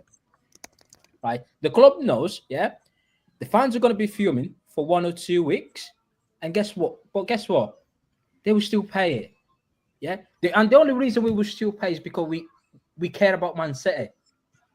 It's because basically my life is basically Man City. As Lewis said it, and Steve said, I think Steve said and Space, Man City is like your religion. You can't get away from it. And the club knows it. Like the club knows, yeah. I can charge how much I want, they will still come in. Because Manchester City is part of their life. They literally can't walk away from Man City. They'll be fuming for a couple of days, 1 or 2 weeks, but they'll still come in. That's what they do. Big up to the City, by the way. Make sure to subscribe to me. I haven't already. Almost a 4K now. Big up to him. But yeah, is this the Neymar guy? Oh, yeah. Who's Neymar apparently? Who said that? Come on, Giants. Right. Look up on Twitter right after the stream. X is stunned, right, and go through his tweets. So look, if he's not wrong anything, fair enough. But again, who's that? He's a guy that says he's apparently an ex guy from the Manchester Evening News, something like that. He's a KFA, KFC tier until further notice. KFC. He needs to get like 5 things right in a row for anyone to for any credibility. So if you're Exactly, listening to this, buddy, we're on to you. I've had him, man. Hopefully we'll be doing 4-0 tomorrow. Main world brand comes biggest. Apparently you are, Martin. Yeah, apparently you are. I wish you'd named the podcast that. Apparently Tone's It's too funny. Merchandise. Tone's VP and your president. Apparently that's what I'm hearing. Stupid dog. I said you will finish third. Yeah, big up. Never forget. Not gonna lie, Martin gets a lot of hate from this fan page. I don't know why. Literally, yeah. And Lewis, bang on. Never forget that custodians of the club. The club is built on the back of the thousands of fans prior to exactly. Long after we're gone, the club will hopefully still be here. Yeah, That's how it should be. Look, no matter how old we are on here on the chat, right? We'll still be supporting this team no matter what. And then after I'm gone, my kids will be supporting this team, and my grandkids supporting this team. So that's the aim of it, right? But again, right now, the custodians of the club are treating the actual fans of the club, who are more important than they are, with disrespect. Exactly. These are the 30,000 people who showed up in Division 2 or whatever it was. Probably more Like, than that, don't piss them off, man. They come back. Don't start 5 p.m. bombers, man. Bomber. Ooh, I was just getting the thing, man. So Virtus, exactly. Look, if Virtus is done on 115, fair play. But then I could say it right now. I could tweet out saying we're going to get Virtus, we'll get 115. And I'm right. What do you know? Apparently, just come on, man. Oh. Yeah. I'll See? We oh jeez. Dog. No, Tony, mate. Look, what I'd say is right. Keep following the team if you can, mate. Like, look. Oh, look. You've obviously been there, mate. I see a lot of things way more than I have, but maybe more than Mateus. Probably everyone in this chat has, mate. But the reality is, right. You shouldn't stop supporting the team or going to see the team because of what's going on, right? I'll still go and watch them. Okay. She's barking because they're coming home. All right. Oh, nuts. I gotta go because the people are back. So, and the dog's going crazy. But apparently, I hope we win tomorrow. Bye, guys. I think Calc. See you. Feed your dog and he will score. No, mate. No, I've got kids right now, mate. Yeah? See, Tony, that's what the club wants. The club literally wants you to give your season ticket away. Or tickets up, yeah. Yeah, that's what they want. Because I had the same thought process last season. I wanted to call it a day. I just say I can't do this anymore. Well, at the same time, yeah. The moment you just give them your season ticket, you won't get it back. Never. Yeah, exactly. See, it's a win for them. Exactly. Look, support the team. The club itself, look, the crest of the badge is fine. Look, the club how it's run is right now ain't great, but it doesn't mean you can't go. It doesn't mean you have to stop watching them. It's just, yeah, I know what you mean. It is very expensive right now. It is difficult, but it doesn't mean and look, obviously, if you can afford it, mate, keep going. But if you can't, mate, you can understand that. How many am I on, then? Well, mate, to be honest with you, mate, knowing Twitter probably quite a lot, never being real, but people say Martin's part of the problem. It's like there was. You remember when we went into that bad run, 1-13, and there were quite a lot of people saying like if Martin was even getting blamed for the main road wankers the issue. Like, they're not the issue, mate. It's the players on the pitch that aren't playing well. But sure, the fans are the issue. Mental. Honestly, absolutely mental. But you're right. This is what the club want. The club want us to keep fighting each other rather than fighting the club. That's what they want. All this division that we're seeing online on tweets, right, saying, "Are these fans here? They're coming overseas." The issue. No, that is the case at all. Like in the day, we as fans, right, no matter where you're from, or if you're running a stadium, or if like miles away in Australia, New Zealand, right, you're still a fan of this team. And the club are disrespecting the fans no matter where you're going to the games. After promising all this stuff, right? There is fights between the fan base already in the stadium. Man United at home. Man, exactly, bro. Exactly. Man United at home. People start having a go at each other in the stand. Yeah. You know what I mean? And look, exactly. And they were United fans in the home end. Yeah. In that game. What's that all about? You know what I mean? Bro, it's mad. This is what I mean. Like, Might someone be right, and the legends of this club, right, who were there, right, when we were sort of at our worst and growing up, obviously, into where we are now, right? They would be disgusted at how we're being treated now. There would be Colin Bell and someone be all legends of this club, right? They would be disgusted at how we're being treated as fans. So, I said before, watch Big Steve's video for half an hour. It's everything that he says in that video is exactly how what we're saying right now to a T. You want to hear that? Big Steve won't get another call to go and work for the football club. See,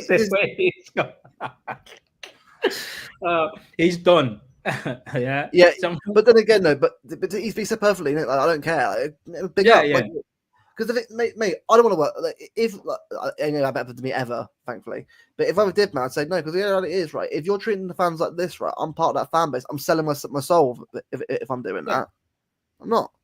Like, it gets you followers, but don't care. Like, come on. Because you look at the people that work in the media for Man City, yeah. They never question the club's decision. When you watch the build up for the match on City Plus, where you've got Sean Goat in there, all them people in there, it's just a love fest in there. Like, if the stadium is half empty, they will never question why the stadium is half empty.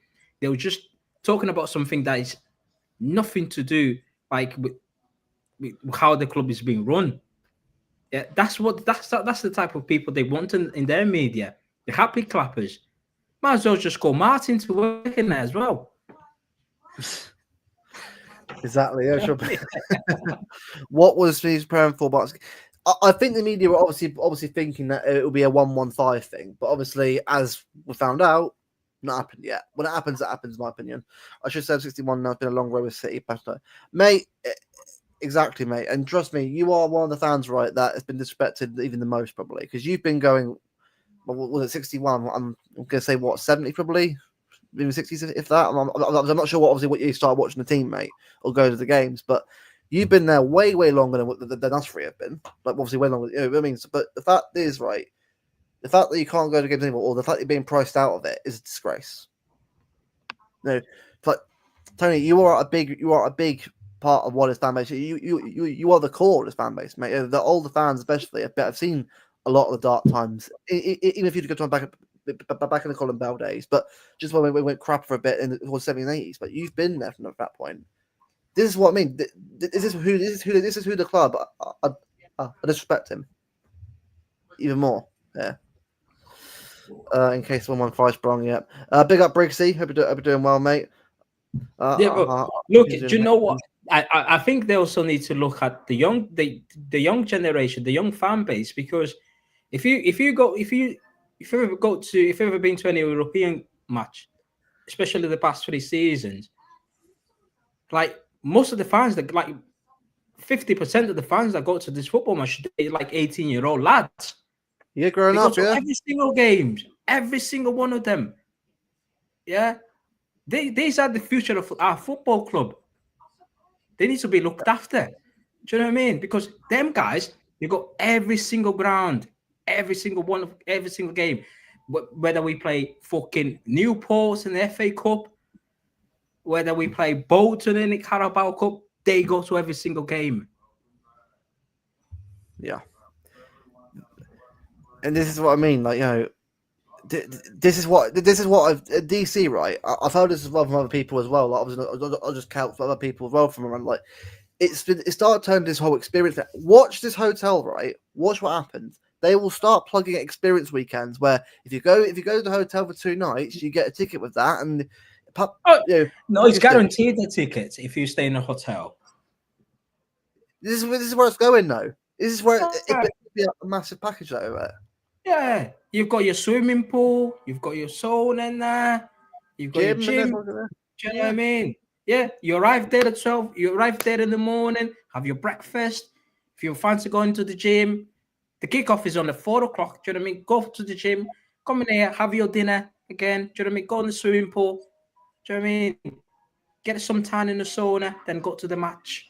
Yeah, It's becoming. when you go to the match, you go on steak, burger, and drink a bit of Sauvignon Blanc. Do you know what I mean? And then it's becoming. Do you know, they want these people, bro, because they know they would spend loads of money for that experience. Yeah, exactly. A bunch of picture, yeah. That then the picture will go onto the club website, and they will post on social media. Look at my experience at Man City.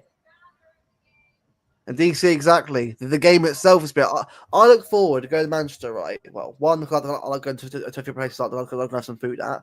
But two, getting there, put myself up at the hotel, heading straight to the game. That's where I love going straight to the stadium, up to Mary D's, Townley, whatever people I meet people at, get a few drinks, head into the ground, do my seat, chat away in the concourse beforehand, head into the game. I don't even buy drinks in the ground anymore. No, I don't really. I don't either. Last time I bought. Do you know when they announced the partnership with Asahi? Yeah, and they brought Asahi into the ground. That was the last time I bought a drink in there, because obviously I like Asahi, and I was like, okay, that's a decent beer, because we used to have fucking Carlsberg in there, or I think that was Carlsberg, which tastes like piss. Do you know what I mean, bro? And then when they would change that to Asahi, and I was like, yeah, that's a decent beer. But that was the last time I bought. I don't even spend any money in there because it's not worth it, bro. I mean, we get another charge every single week. Bevo, I'll ask you this, mate, as well, Joe. We'll have a chat as well. This obviously we've got the protest on Wednesday. Yeah, that's obviously being locked in now. Obviously, Debate 94, and big up to them, obviously, for organising it. But I'll ask you this, right? Can you see this actually being a do you think it'll make a difference, this protest, or do you think it'll be the start of many more to come? What being the start? Sorry. Well, this first protest on Wednesday, obviously, that's being planned. Obviously, what's being planned? I hope it's the start of many, many more to come. Actually, no. Let me rephrase that. I hope it's not the start of many, many more to come, and that the club listen first time. But I don't think that the club are going to listen first time. I don't think they're going to listen second, third, or fourth either. I think the club are stuck in their ways, and fans just have to accept now that this is the direction that the club are going in, and they're willing to lose fans along the way. I don't think that the club appreciate the loyal fans anymore. And the thing that gets me is the fact that a few years ago, might have been last year, it's a bit of a blur, where the club actually referred to the fans as customers in a direct quote. So for me, I don't think that the protests are going to change anything, but I hope that the protests become incredibly annoying for the club to the point where they have to actually listen, because having a 9-minute silence or however it is that they're doing it, and kind of no atmosphere for 9 minutes or whatever, that's okay. But what we need to be doing, if we really want to be heard, is standing at the entrances to the training ground and blocking people from coming in and out. We need to be standing at the entrance to where the bus comes in at the Colin Bell stand to stop the bus coming in. And we need to be annoying. We need to create that, if we're just being silent or whatever for 9 minutes, yeah, it's a good start, but the club aren't going to really care. What we need to be doing is becoming that annoying that it's actually, making the club have to do something about it, or at least come up with a solution for it. It could be the fact that where it's like, someone put in the chat before, it could be the fact that, if you live within, I don't know, a 20-mile radius of the stadium or a 30-mile radius of the stadium, you get cheaper tickets. but you know, or it could be. The way that I would personally do it is we have this point system in place for a reason. So if you've been going to games for such a long time and you build up these points that you get, what I think that should happen is the prices should be tiered based on the amount of points that you have. So if you've got, I don't know, 10,000 points, then I think that you should get tickets for 40, 50 quid. If you've got 8,000 points, the price is between 50 and 60. And work it like that. Because for fans that have been going to the club for such a long period of time, to then just get shat on from a great height and getting charged 78 quid to go and watch Crystal Palace is just downright wrong. And when you're increasing ticket prices 7% year on year, like I've said since day one, inflation goes up 3% year on year. It's over double the price. It's over double the price of inflation. Point. Do you not think the problem? See, that's the point I was just about to make. Yeah. No, Martin's right. The plan started the moment. See, the moment we changed from paper tickets to the app. That's where the problem starts, because when we go through the app where we just scan them, the club now can track every single activity that you do on your account. Because before that, when we used to have paper ticket, it was different. Yeah, because people used to buy the ticket on the website on their account, but then they have to go into the ticket box to collect the ticket with an ID. And then if you buy for 30 quid, and if you decided outside the ground, right, okay, someone is offering me more money, then you can sell it for a profit. But now they realize that a lot of fans were selling their tickets. Even, I think majority of us, last time I sold a ticket was we played Tottenham last season. I couldn't make I was Tottenham at home and I couldn't make it. So I put me ticket out to the Man City tickets Twitter page, that fella. And there was a guy who wanted to, he was like, oh, I'm outside the ground. I want to buy your ticket. I was like, yeah, 20 quid, mate. It's fine. I'll take 20 quid. But now, yeah, you cannot even transfer tickets anymore.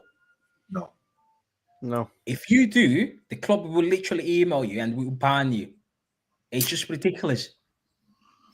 Yeah, exactly. Because all they want, yeah, if you're not attending the match, yeah, you have to put your ticket to the ticket exchange. You get 20 quid back or 30, whatever. It doesn't go higher than 30 quid, to be fair. You get your 30 quid, yeah. As soon as you get that, go on a website, yeah, and search. Just go on the stand, open the stadium, and now you go there and have a look how much they're selling your ticket now. Like £100, 75 quid, 90 quid, but you only got 30 or 20 quid off that. Yeah. You know what I mean? But if you want to sell your own ticket to someone for the same price, you're not allowed to do that. Yeah, it's a bit mad. Bro. See Martin's comment. Yeah, I'm just gonna. I'll send the link now. Bear with me, people. Bear with me, mate. Hold on. But I do think, because these fans that have been going to games for years on years, and I've got I've racked up quite a lot of points over the years. Like I do think that should still be the case, where it's done off. If you've been going, or even to the point where your name's been on the database for God knows how long. If you've been attending games year in, year out for the last 10, 15 seasons, 20 seasons, whatever, you should have like some form of like tiered list where it's like, okay, you've been coming to us for a long time. like a very long time. You know, we should ethically, you know, and morally offer you tickets at a discounted rate as a kind gesture to you know, to give back for your loyalty. Yeah, but the loyalty point doesn't work like that, because the loyalty points here, let's say... No, I know it doesn't. I know it doesn't. Yeah, but what I'm saying is, if we have a system like that in place, then why not utilize it for something? Yeah, they don't use that, because loyalty point now is if you've got more, like let's say if you've got about 40k or 44,000 points, you're able to get the ticket like in a certain time. Then obviously it moves on to 30, 20, 19k or 19,000 points. Then obviously it's not about the prices anymore. We all pay the same price. It's just different times you can buy your tickets. Yeah, people who've been going like more years and years, they don't get looked after anymore. Well, my name was on the side of the stadium, Steve Black. You remember when they did that? Do you remember when they did that for all the season tickets? You know, on the spirals. Your name was on the spirals, and I used to go around and find it. Big up, Martin. Are we doing well, mate? Yeah, sorry to jump in. I was just listening then. Great show, by the way. Thank you, mate. Cheers. Cheers, Mark. I'm not about topic clapper. Listen, shut up, you misery guts. The only reason you didn't buy a drink because you're a tight ass. Right? No, in all seriousness, it's like, do you know what the club were very clever at? Because if you remember, was it about 18 months ago they brought in this ticket liaison officer or whatever it was? Yeah, remember that. That for some weird reason only seemed to get situated in the south stand. I don't know why it only ever got that person only ever seemed to get situated in the south stand. It was very weird, and they were checking tickets and names, especially in European nights. And then what they did was you know, that MCFC help on Twitter. Yeah. Which, if you'd ever DM them for any kind of advice, not that anyone ever got a reply. Well, exactly. So what they've now got is they've got your Twitter handle. They've got your details. So this is how they caught out MCFC tickets and things. This is how they caught it out. And obviously you've got other people on Facebook that do groups. So what they were doing is, if you were selling tickets in a group, they were banning you and they were taking your ticket off you. So what they were doing was quietly. Sorry to interrupt there, Mark, because I remember I had an issue with season ticket that was years ago, and I tagged them on Twitter, and they replied. The first reply, they ask you for your support number or your membership number if you've got one. Yeah, and it was to get your details. Yeah. And I think it's like you know this. It's like this 18 to 25 scheme that they're very big on putting it as a big up thing to get new fans involved. Is what they put it out as. The problem is, what no one ever thought about is, once you hit 25, you can then come off that scheme and go right back into with everyone else. You just go back into the pot with everyone else. Yep. Now, not everyone, because I know someone on it who's not got loads of points. They're going home and away by now, but they're doing it for now because they know by the time they're 25, they won't be going away to every away game because they won't have the points. Because the problems with the point system is you are forever behind somebody. And that's why they brought in the platinum and the gold. The platinum and the gold was a way to get your points up. And then the cup scheme was a way to get your points up. So if you went platinum, you got doubled your points than what a gold membership did. And then they said, well, go on, because they did, you notice they did away with giving points out for home games. You used to give you loyalty points for home games, which you don't give you anymore. Stop doing loyalty points for Flex Gold. I'm not sure. I'm not sure. I'm not sure on that. I will ask about that though. I will ask. But because I know the Flexi Gold's not season ticket, even though the programmer does that and they sell it you as that. It's an exclusive membership. And it's not that flexible because you've still got to go to a number of games to even be on it. So I don't know how flexible it is. I think they have to pay a deposit. I think it's 150 or 180 pounds. It's £150. Yeah, it's £150 just to get on it. And then you're still paying match prices. So they're making 150 quid basically on the top of you. Now, the whole thing with the point system is the point system became redundant.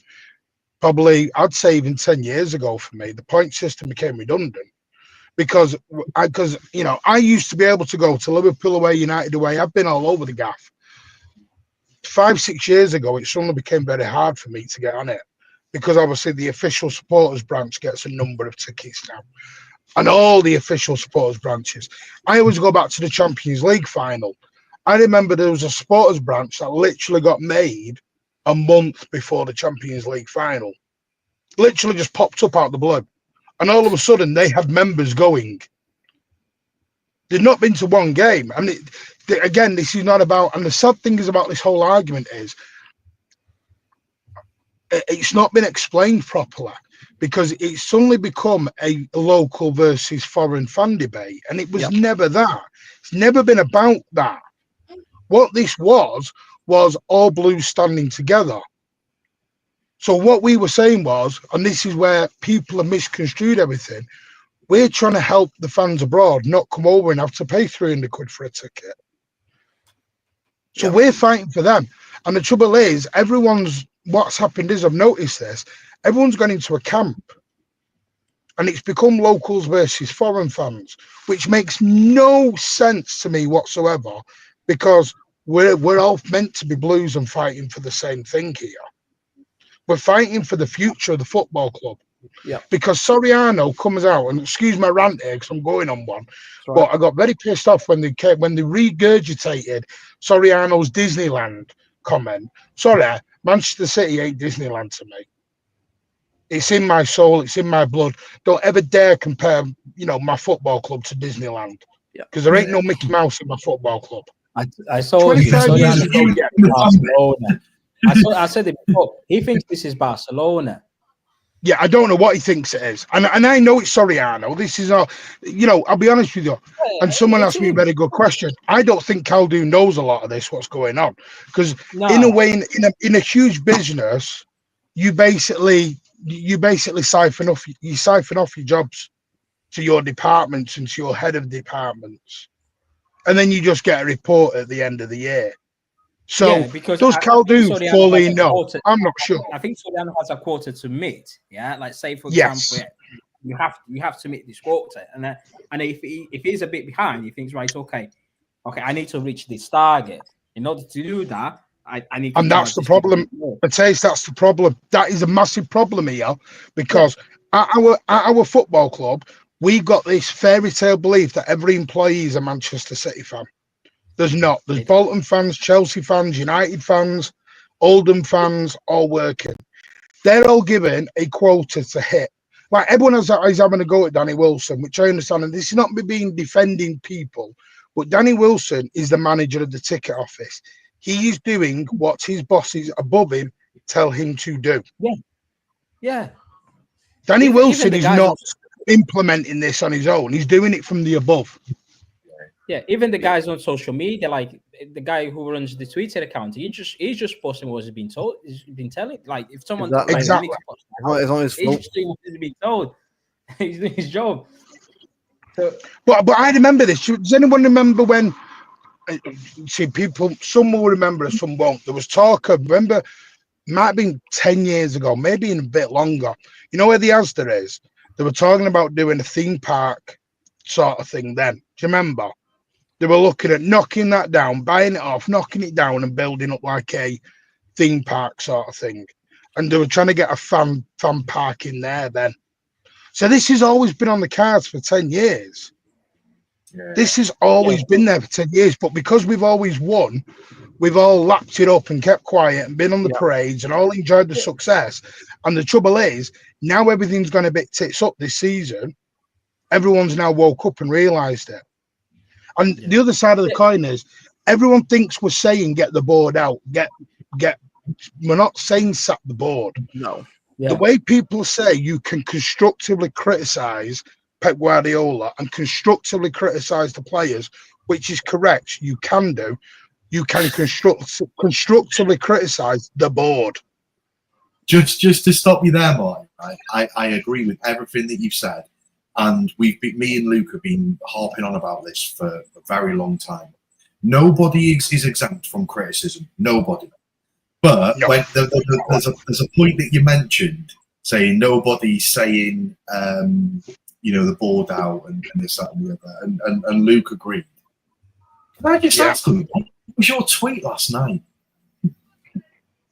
What one? Hashtag sorry I'm no out, was it? Did I put that?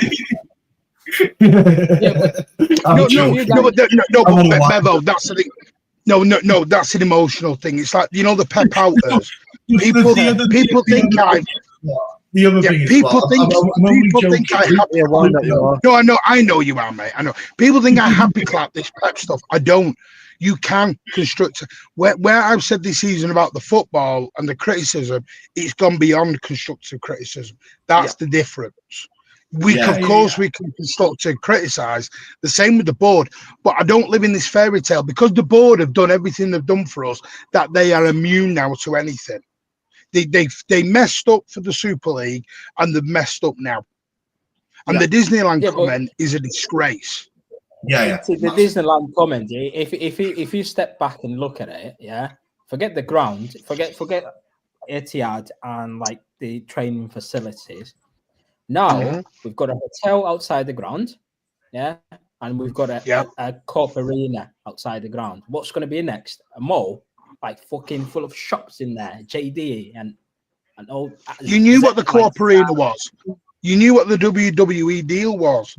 You knew what this energy drink in Vietnam was all about. The thing that's annoying is you're announcing all these deals, but still taking the cream off the top from the fans.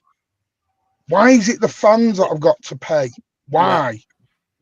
Because I don't think they need that. They need to increase in ticket prices. They're still making loads of money. Because remember lockdown, the fans were not on the ground, but they're still making tons of money in revenue. Yeah, they must be doing. They must be doing because I'd love to know where these half and half scarves are going. That's what I mean. Because some of these will be official retailers. So some of them must be. And by the way, I don't think this is a City problem, per se. I think this is a footballing problem within the Premier League. This is a Premier League problem. Yeah. But the thing that crawls at me is our match day tickets are more expensive than Liverpool and Man United. How are we charging more than that? Yeah. Liverpool's most expensive ticket on a general match day, not for a box or anything, is 60 odd quid. Because that's what they said. I was speaking with Nick from I spoke with Nick from MCFC Food Bank last night on the space. He said Liverpool did this big pro and it was 60 odd quid. That's them. We're charging a lot more than Liverpool. Yeah. We charge a lot of money. Honestly, I don't know what it's about. It's a joke. I think Luke had a look at Leicester. How much is they charging for Leicester at home? Look, 50 quid minimum, wasn't it? I think last time I checked. I think because it was 30 quid at a section that was it sell back? What stand is it? Oh, don't start me on the dynamic pricing in level 3 where the Leicester. And by the way, Luke, go on the website and see how many of them tickets are there. On the other side of the coin, because you know me, I play both sides off. Yeah. When I went on the website last night, I looked at the section that Leicester City. I think if you can have a look, Luke, it is on there. It's level 3 of the away section. There was 533 tickets available in that section at 30 quid. Right. I don't know how many is available now.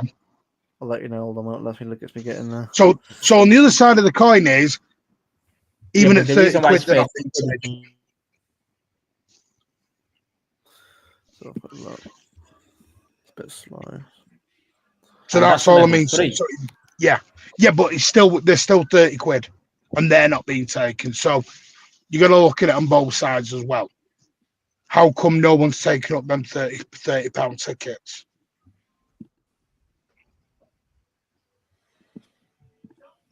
Yeah, listen. I just feel like they will struggle to sell tickets for the remainder of this season. If you look at our fixtures list, yeah, I think we've got like some of the some of like mid-table teams, and I don't think like yeah. But I think is it 6 home games? Is it 6 home games? Yeah, and the way the season is going, the fans are not really excited to go to watch football matches anymore.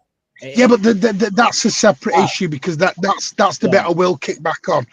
We shouldn't just be going in the ground because we're winning. We should be there even that's the other side of the coin. You know, we were filling Main Road out when we were shit. Why can't we fill the Etihad out when it's shit? That isn't just about pricing. Some of it is because we're not lifting a trophy. Yeah, here we There's go. 2 sides to it. Comes up on screen. Yeah, if you have a look, Luke, there was 500 and odd. I don't know how many's now available in that level 3 section. I'll quick look. So, one's a bit slow. It's 480. 480, yeah. So that's the other side. Why are they not being taken up? Yeah. If you look on 314, there's about 76 in there. Yeah. Because so there are cheap tickets. There are cheap tickets available. There are. Because I'm going to be honest, some fans are not going because of where we are. Yeah. Not everyone is like me, you, Bevo, Mateus, and turn up when we're shit. I understand that. Not everyone is like that now. I get that. So, but the trouble is that gives the club ammunition. That's the problem. The club will come back and go, well, we had nearly 1,000 tickets available at 30 quid and we only sold half of them. It just gives the club more ammunition back then to argue back with us.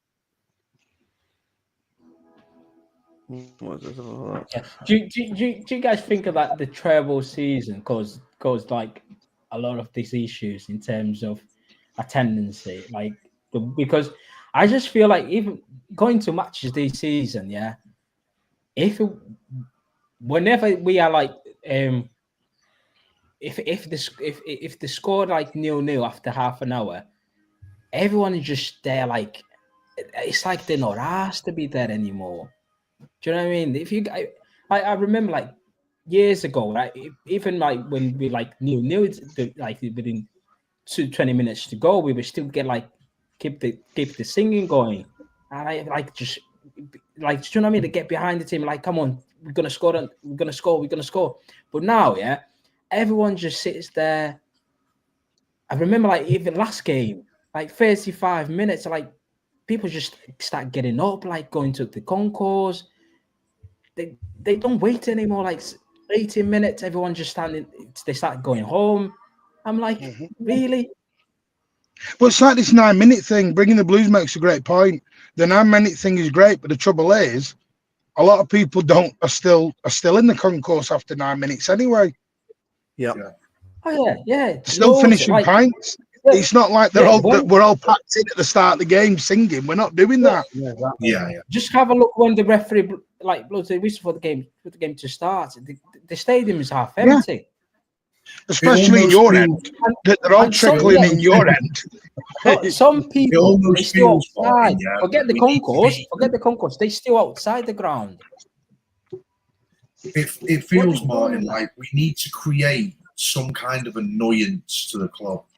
Not just, like the one on Wednesday, that could be really, really good because you could do so much with that. You could,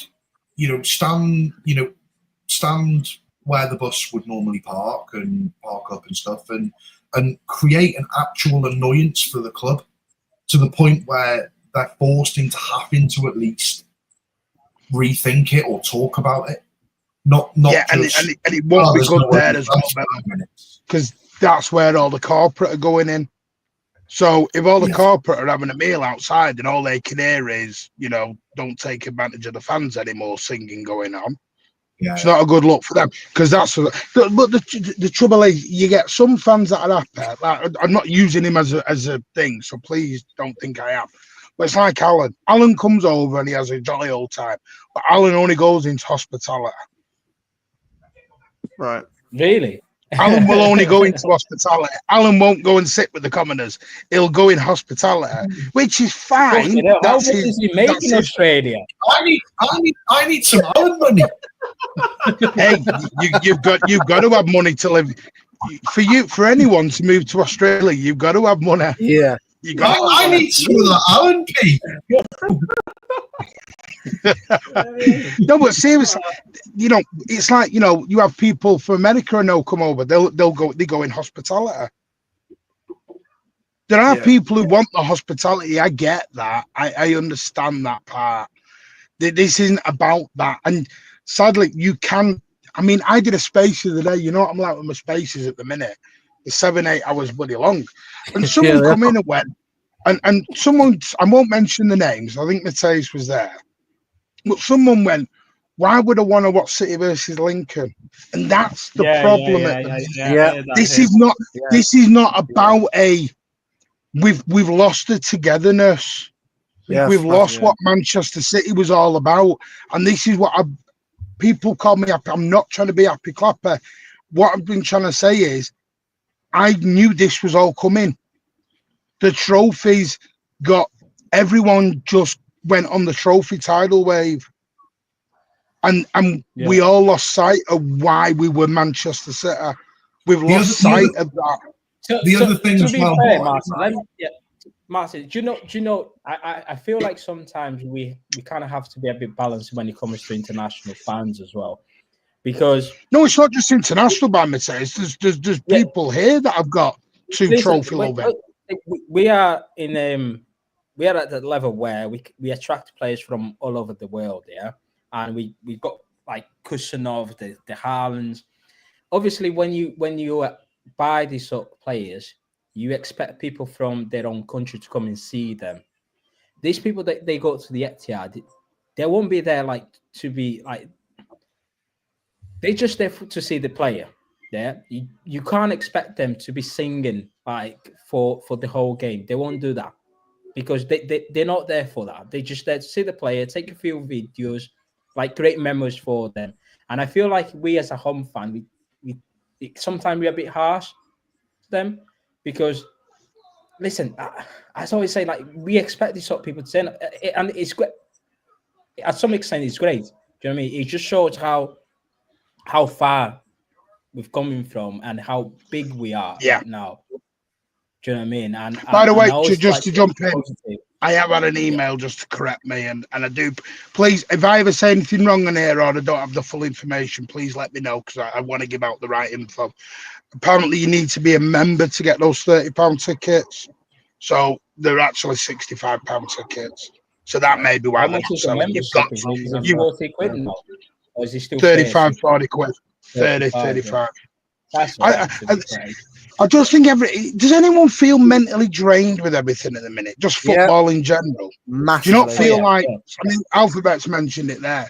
Do we not, like, is it just not been a journey where we've gone, and this is just an explosion of emotion all coming out? That's why I said, Martin, that's why I said the Club World Cup came in the wrong time.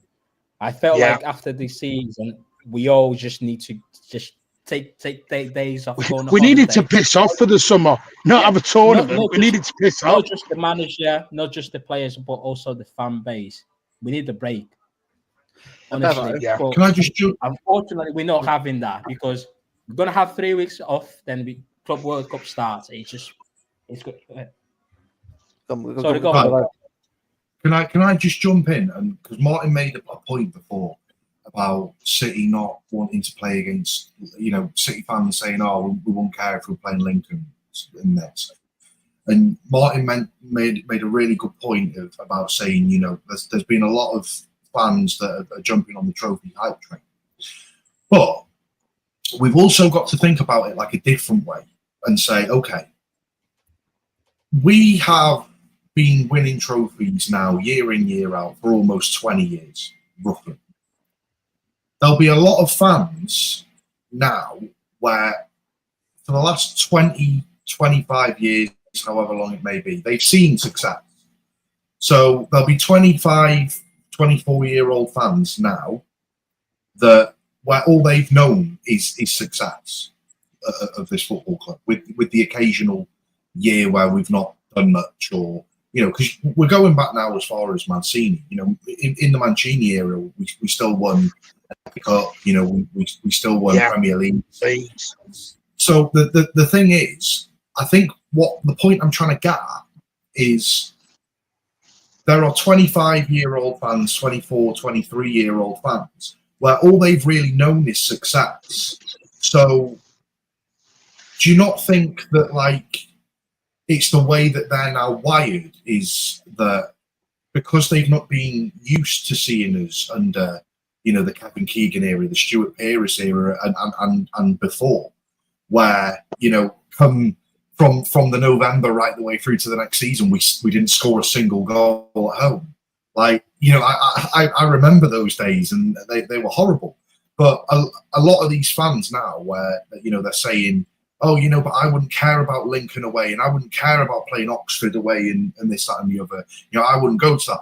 Do you think that's partly a lot of the older generation fans might call it entitled, but all they've ever known since supporting football, because let's face it, when you get into football, you don't really care about football until you 5, 6, 7, 8, that kind of age, roughly. So, if we've had success for 20 years and they started following football when they were 8, then these people are 28 years old, and all they've really ever known is success.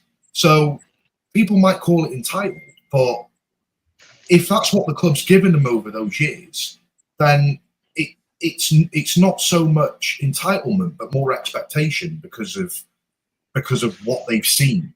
And I agree. I fully agree with that.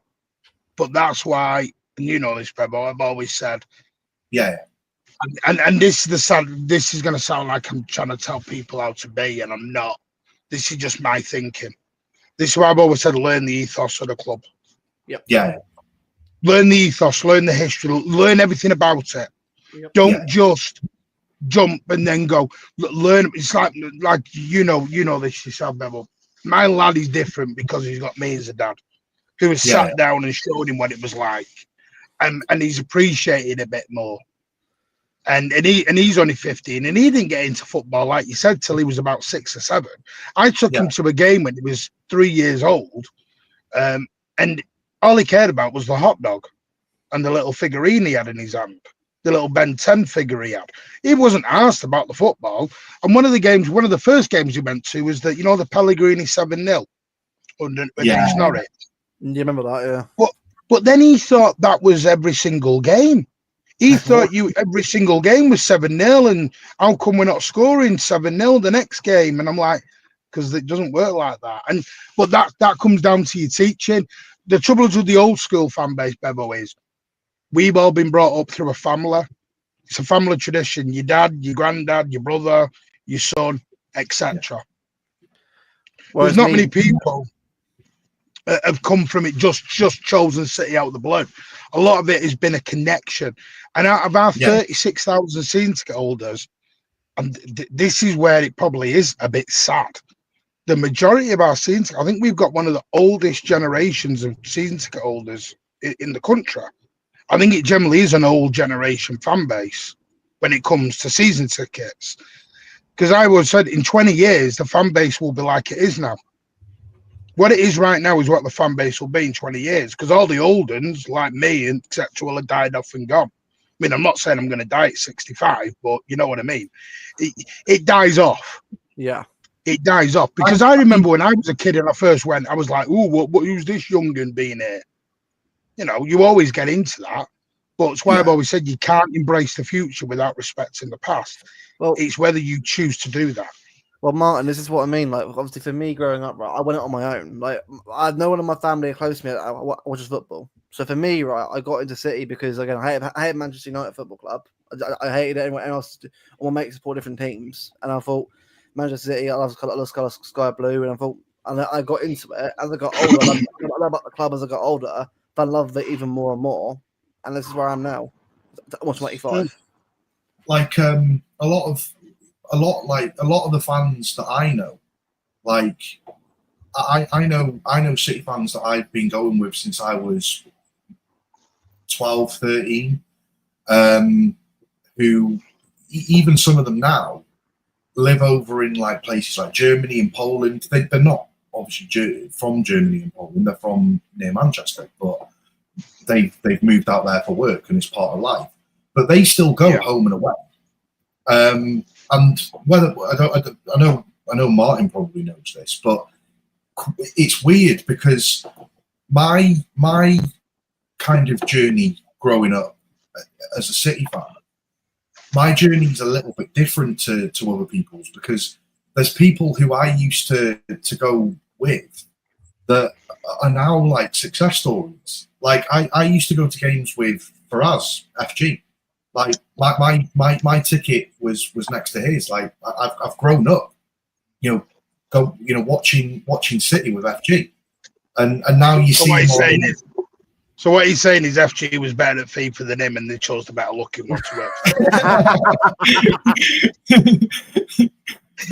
But now, like, on a real, like it's weird because like I'm looking back on it now, and I'm like, I feel really old because like I've grown up like supporting City with these people, and now I'm seeing them. Now I'm seeing them like as a part of the club, like on City TV and stuff like that, and it's like it's mad because like and these are the real fans. I know some other fans. I've never met them, but I've spoken to them quite a few times. Like there's Blues that go home and away, and they're quite they're still quite young lads. Some of them are sort of early mid-20s, and some of them late 20s and going into 30s. But Danny and Natalie still pay for tickets, Bebo.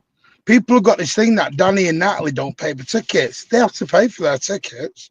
They don't get freebies. Danny's another one. These are proper fans that and you see the young ones, and it does give me a bit of hope because there are still young fans out there that I talk to and I see. Well, look at Luke. Look at Luke over at MCFC lads. He's not growing up with it. Yeah, we won. He gets it. And I'm not saying everyone has to get it. I'm not trying to teach. I'm not trying to be a granddad trying to teach people how to suck eggs. I'm not. Support how you want to support. There's been too much this season of people trying to tell each other what to do and how to think. Think how you want. Support how you want. Don't tell others how to do it. It's like me. I am old school. I'm not going to change. I come from an era where we had 7 managers in 1 year. I went through Stevie Coppell to Phil Neal to Frank Clark to Joel Wright to Alan Ball. I'm not being funny. I've supported managers who are no longer here. They're pushing daisies up, with all respect. That's how old I am. I'm not. This is not. I've sat through the bloody Alan Ball days. Never mind Stuart Pearce. I sat watching buddy Mel Machin. I sat watching Howard Kendall, who stayed with us for 5 minutes and pissed off. Do you know what I mean? It is what it is. You can't help where you come from. Do you know me? I know my dad. My dad used to love Stuart Pearce. Yeah. Well. The reason why your dad needs to have a quiet word with me then for 5 minutes. Bloody hell. No. My dad passed away a couple of years ago. God bless his soul. Yeah, and he. God bless him, mate. He used to take you to games, and that was like, do you know, because Stuart Pearce was our manager in 05, 06, so. And then at that time, we used to have. I used to watch like Chelsea, United, like going Champions League, like winning titles, Champions League final and whatnot.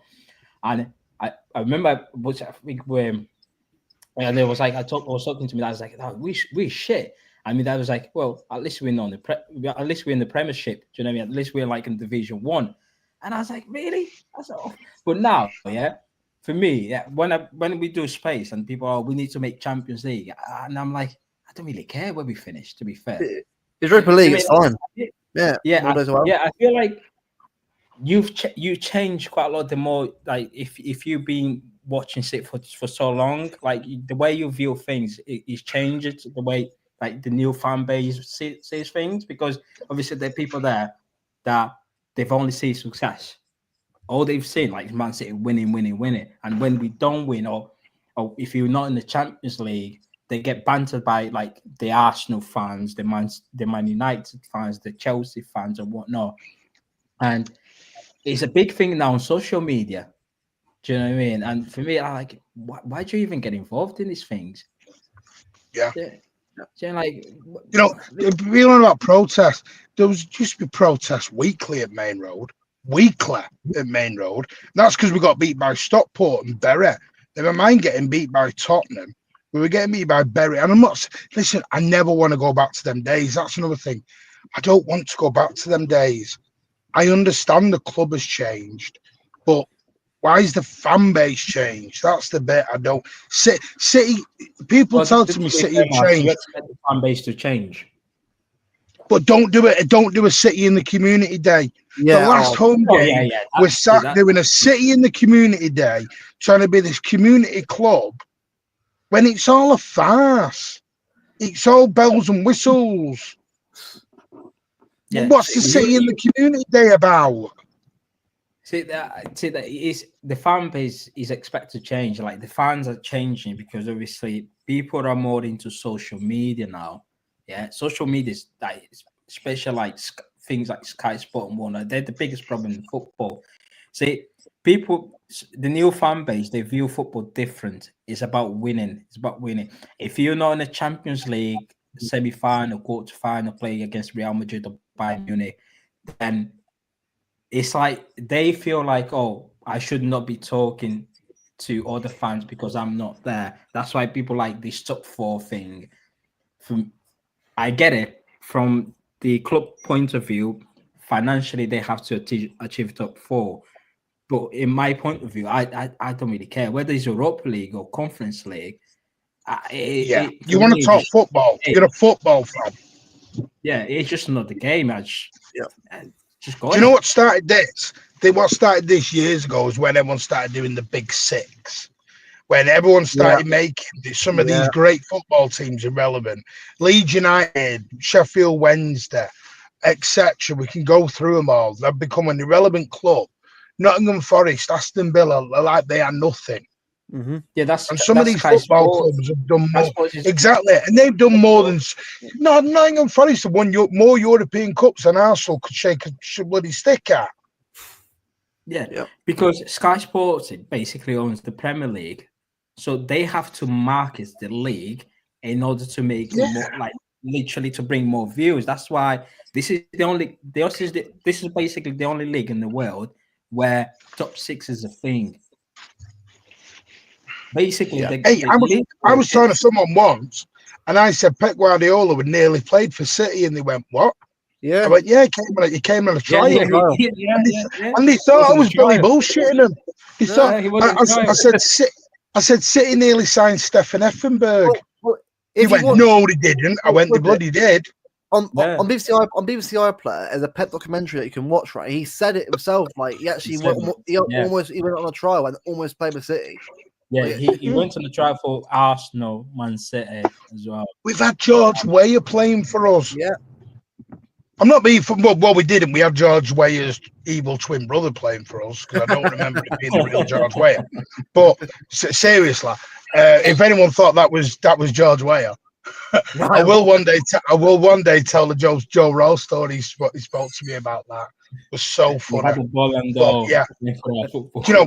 We nearly, when we first got taken over, we nearly bought John Terry. We nearly bought the goalie at Juventus. We agreed a fee and wages. Buffon. We agreed a 400 grand a week wage with him. Kaka. We've had. Yeah, Kaka. We've had Eden Hazard. We've had Isco. All these players have been there. Remember when we signed Tevez, the very same window we nearly signed Rooney. Yeah. Yeah. Ryan Giggs. Giggs was a City player before he even walked into the United area. Yeah. You know that I only win with kids. That was Manchester City's youth team that he won all them trophies with, the cheeky little sod. Because half of them were from our youth squad that he nicked. So we can do all this if buts and maybes crap. You know, people say to me, I had this argument once, City have only been a big club since 08. All right then, no, we haven't. Go back to 69, 70. No, we don't claim League Cup and Cup Winners' Cup double. We done the double before Arsenal was even a thing. Yeah. We still hold the highest attendance in English football. Yeah. That you never heard about. We won our first major trophy before Man United. Yeah, the thing is, football comes in cycles. Yeah, exactly. See, the problem is, I don't know.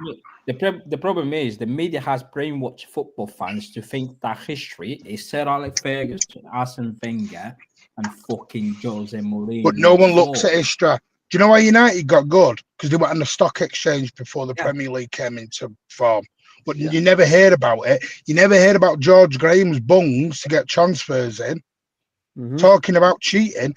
Someone said to me about the 115. I went, with China. The 115 doesn't matter to me because I know the one. Yeah, I'll be hurt and I'll be upset, but I'm still gonna go. Yeah, don't really care. I'm still gonna go. I'm still going to go. You already called me a cheating bastard. I'm a cheating bastard whether I'm guilty or not guilty in your eyes. So exactly, doesn't really matter anymore. But guess what? Yeah, if we get done by 115, yeah, they would see a lot. We would see a lot of fans disappearing. Yeah. Look at Alf in the comments there. Liverpool spending £55,000 in Division 2. Yeah, they used to spend players breaking records. Does any, we can all go back to this Standard Charter. Do you ever hear Standard Charter being spoken about and what they've been done with? No, you don't. Not sponsoring terrorists. Do you ever hear about Liverpool tapping up our academy, tapping up our systems? No, you don't hear about any of it. They paid their fine and they accepted responsibility for that. Doesn't make it any better. But the media covers up for them, don't they? Exactly. No, but they paid the fine, Bevo. They paid £1 million fine. With the FFP. Did you hear anything from the media saying it? Do you know what I mean? No. £40 million extra during COVID. Do you hear anything? Imagine Nottingham Forest, by the way. Do you know how mad this PSR is? Nottingham Forest failed PSR, got a 3 or 4 point deduction or whatever it was, still been allowed to spend the money, which is why they're third in the league and why they're in a semi-final in the FA Cup. So PSR's a farce because basically teams are better off taking the hit on points and still being able to spend the money. So it's a farce. The whole of football's a farce now. Yeah, and to be fair, I want these smaller teams to spend their own money. I want Newcastle to be able to spend money. Yep. Do you know what I mean? I don't care. Because the problem is, like, it's like the whole, like, the media, in this country has like literally programmed every single fan that spending money is a bad thing. Yeah, if you've got a rich owner, if they start spending money, it's bad. Unless you're Man United or Arsenal or Liverpool. Do you know what I mean? If you're Newcastle, and you know what? And this will come. No, this will come to Newcastle. I spoke to a Newcastle fan today. 300,000 people up at Newcastle. Wonderful. I said, enjoy it while it lasts. Yeah. Look at the reaction. Your club will not be the club anymore. Look at the reaction after the League Cup final. Look at the media. Say, it might win the League Cup, but their ownership's owned by Saudi Arabia. And I'm like, it's starting already. Do you remember when we were in the title race with the Liverpool? Yeah. And they were doing that net spend thing every single season, every single weekend, and that it was showing a fucking Sky Sports. It's like they were presenting net spend like as a positive thing. Oh, look at it, we didn't spend that much money, but we still necking and whatnot. I was like, the reason why they do that is to protect their owners.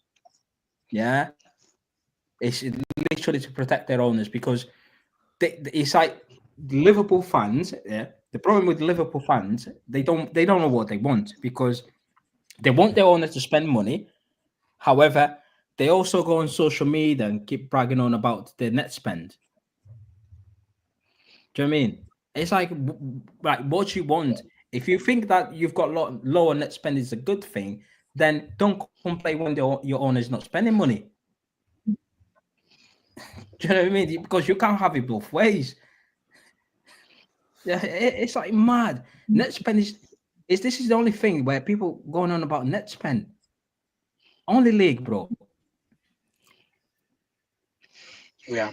Anyway, I'm going to shoot. Big up, Luke. Bebo says, take care.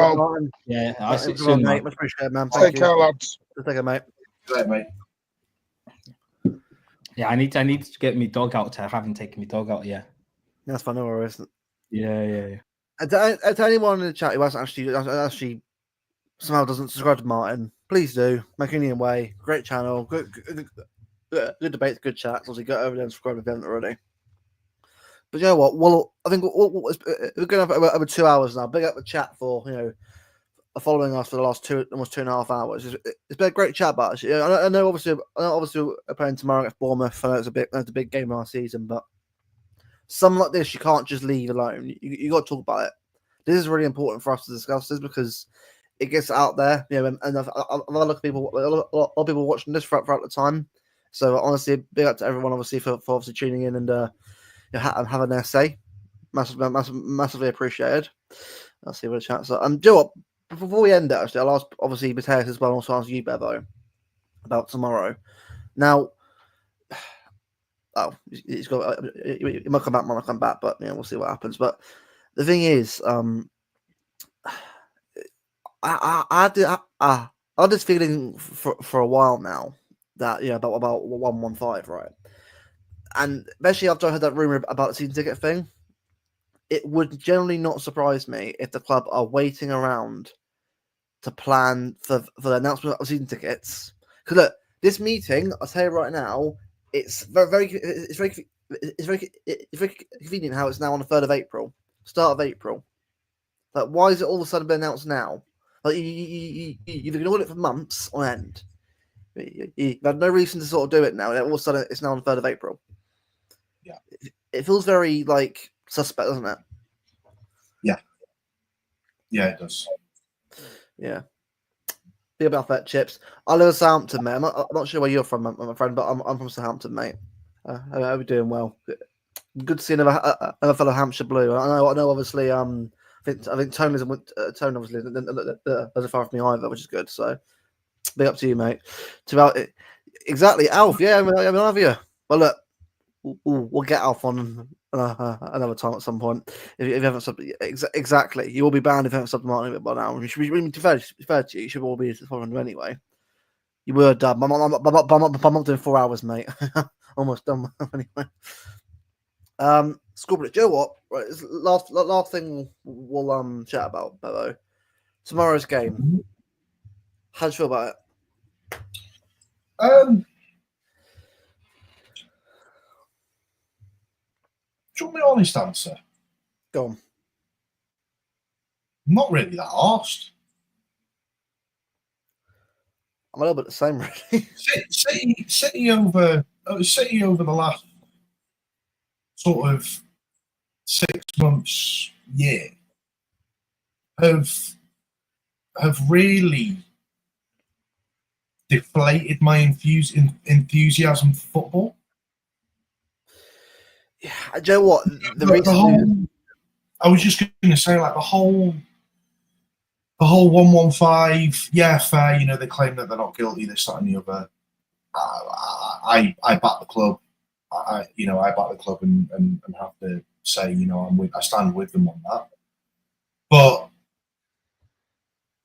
the other things, they're just not helping themselves. Raising ticket prices, forcing out loyal fans to make way for tourists, signing multi-year deals with Viagogo. I'm literally at the point with this club now where I don't give a shit whether we win or lose. I don't care. I will back the club till the end. I'm blue through and through. Yep. Always have been, always will be. I'm a loyal fan, but because I'm a loyal fan, I kind of don't feel like I'm respected by the club. And the thing for me is like, I don't know, I've kind of adopted this mentality where they don't give a shit about us, then why should I give a shit about them? Like the way the club have acted tickets, man. It's mentally draining, mate. Mentally just like when you've watched this team, right? I mean, obviously, you've watched it longer than I have, mate. But when you see how they're treating the fans, mate, how they've treated the very fans that have backed them, mate, for years and years and years, even before the current guys were in charge of the club, right? They saved this club, mate, on numerous occasions, mate, for going out of business. And then when the current custodians are then switched their tune from helping the community out to then charging the amount of money they're charging for tickets and then doing a Viagogo announcement. Like, it's a real slap in the face. Yeah. And it's why people that we haven't done mainstream recently, because I think we just feel like it's not about discussing on the pitch, because we all know the issues on the pitch. That isn't going to change anytime soon. That's why we're just here, like, to do a stream about the current situation with the ticket thing, because it's well discussing. It's a big thing that's happened. But which is why we've actually done a new podcast, which we'll obviously go into before we end the stream. We'll discuss that, and I'll put a link in the description for that later on. Later on, is it that I love football? I love talking about football, especially City, all the time. But this is my really just depressing. He's not on the pitch, but just the atmosphere of the club right now. Like I chatted to Alex and Danny, who obviously are on it as well. I chatted to many people as well. I've got the games, older fans, younger fans. I chatted to all of them. Same sort of opinion as me. It's been a real doldrum of a season where, like, it's just been so low, not necessarily on the pitch, but off it as well. It's been really just low, and we all need a break from it. And as Mark said earlier on, a break. I'd rather us not play the World Cup. I'd rather us just pull out and just not. I'd take at least a break from football for at least a month or two, happily. Yeah. But yeah, it's like I was saying to you off there. Like, I have never, in 30 plus years, ever missed a City game. Never, not one. Yep. But like when we played, I think it was Brighton. When we played Brighton, I didn't even watch it. No, neither did I. Got to the point where I was just. This is the first game in 30 years as a fan, and I've seen us play shit. It's not the playing. It's not the playing shit that I care about. At all. No, it's not the fact that we lose that I care about. Like, I don't care about any of that. What I care about is that I feel like I'm not being respected by the club that I love and that I've shown loyalty to for pretty much my whole life. Yeah, I feel like we're getting pushed aside because we don't make money for the. Oh, thank you. Yeah. You're in my good book, pal. Yeah. Like, no. Do you know what I mean? Like, I just feel like I've shown loyalty to this club for pretty much my whole life. Yeah. And what am I getting back from it? Absolutely nothing. It's deflating. It is so deflating. And because you don't have the same view as other people, you're getting called a plastic fan. I put a comment out I put a post out on Twitter like last week before.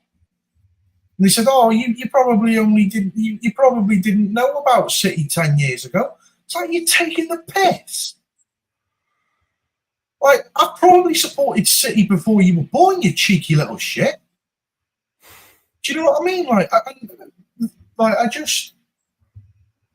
you know what I mean? Like, I'm not respected by the club that I love. So, like, that in itself is just so demoralizing. Is that the AK? Is this what I mean? Like, we've all been loyal, no matter how long it's been we supported them, bro. And this is the first time in a long time that we've actually become, like, properly disrespected in person. It's become Manchester City football customers. That's what I'm put on Twitter. Not football club, football customers. We're not fans anymore, customers to them. And that's when you lose a fan base. Because I tell you right now, if we ever get relegated at some point again, which bear in mind, mate, in football, if it can happen, if we get relegated and the little fan base is buggered off because I've had enough being disrespected, I'll tell you right now, you're begging for everyone back. Trust me, football without fans is nothing. Yeah. It's the thing I often say. If you lose the fan base, you lose everything. Yeah. But do you know what? Big up to everyone for tuning in tonight. We're almost 50 likes on the stream tonight, which is brilliant. So how many have we got in the stream at the moment? Right now we've got 52 right now. Nice. 52 people. The highest we got was 70, but we have about 50 people watching constantly throughout the stream. Big up to you guys. Like and subscribe so far, people. Please do. It really helps the channel. Yeah, on the road to 2K or almost 1.1K now, which is good. So big up to everyone obviously for tuning in and being there for us. We do appreciate it. And also the chat as well, popping away as always. Obviously, and have Martin on. So I've had Martin on still on. I've had Kelkster on and Mateus as well. Look, we've got good people that we talk to in this community. And say, make sure to check out the podcast that they do as well. Stick to our podcast that Martin, Fee, and Tone do because it's a great show to do on a Monday. We'll get to on at some point. I think it's overdue having Tone back on the channel at some point. I'll message him and see what we can do. Also, hopefully get LB on somewhere as well. Big up LB for the raid earlier on. Really do appreciate that from him. Must appreciate the support. What a guy, LB. It's good. Yeah. What a great YouTuber in this City community, but also a really good friend. What a guy. Yeah, I say LB will be on the channel soon, hopefully next week or possible. But again, I messaged him. We'll sort something out hopefully soon. But big up to him, man, for being very supportive of us. And also, we've started. Well, we're about to start a separate podcast from this channel. Now, it doesn't mean we're done here. We'll always be here doing City content. Eventually, it gets better and better as well. We'll still be here, never going away. But this season, very much realised that we like to talk about other stuff as well. And I think it's good to have a separate show to talk about other topics, other stuff going on. It's important for your own mental health as well to talk about other things and to not just talk about City 24/7. Even if we do win the league, right? Yeah, exactly. Now I will share the link in the chat right now. Just bear with me, people. Could be 10 watching Alpha bloody hell, Batman Robin podcast. Yeah, it's a whole different podcast. We've done before. Let's just do chat paste. I'll put the link in the description, people. If you want to go and we'll go over and subscribe to it if you haven't already. It's a new start. It's gonna be good. It's good. And it's gonna be a new venture about being Bevo to do. Get mind off City, that kind of stuff. And anyone wants to come on and have a chat with us, please feel free. And I message us, and we'll get you on there. Exactly, Alf. You get everyone's mind off City. That's what we need. Can we talk station? Sure, if you want it, mate. You know what? We'll end it there. Big up everyone for tuning in. 2.5 hour streams live tonight. Great chat, great debate, been a great show. I think probably one of our best shows we've done for a while. This one, and a good discussion as well. First time we're both back on the channel again.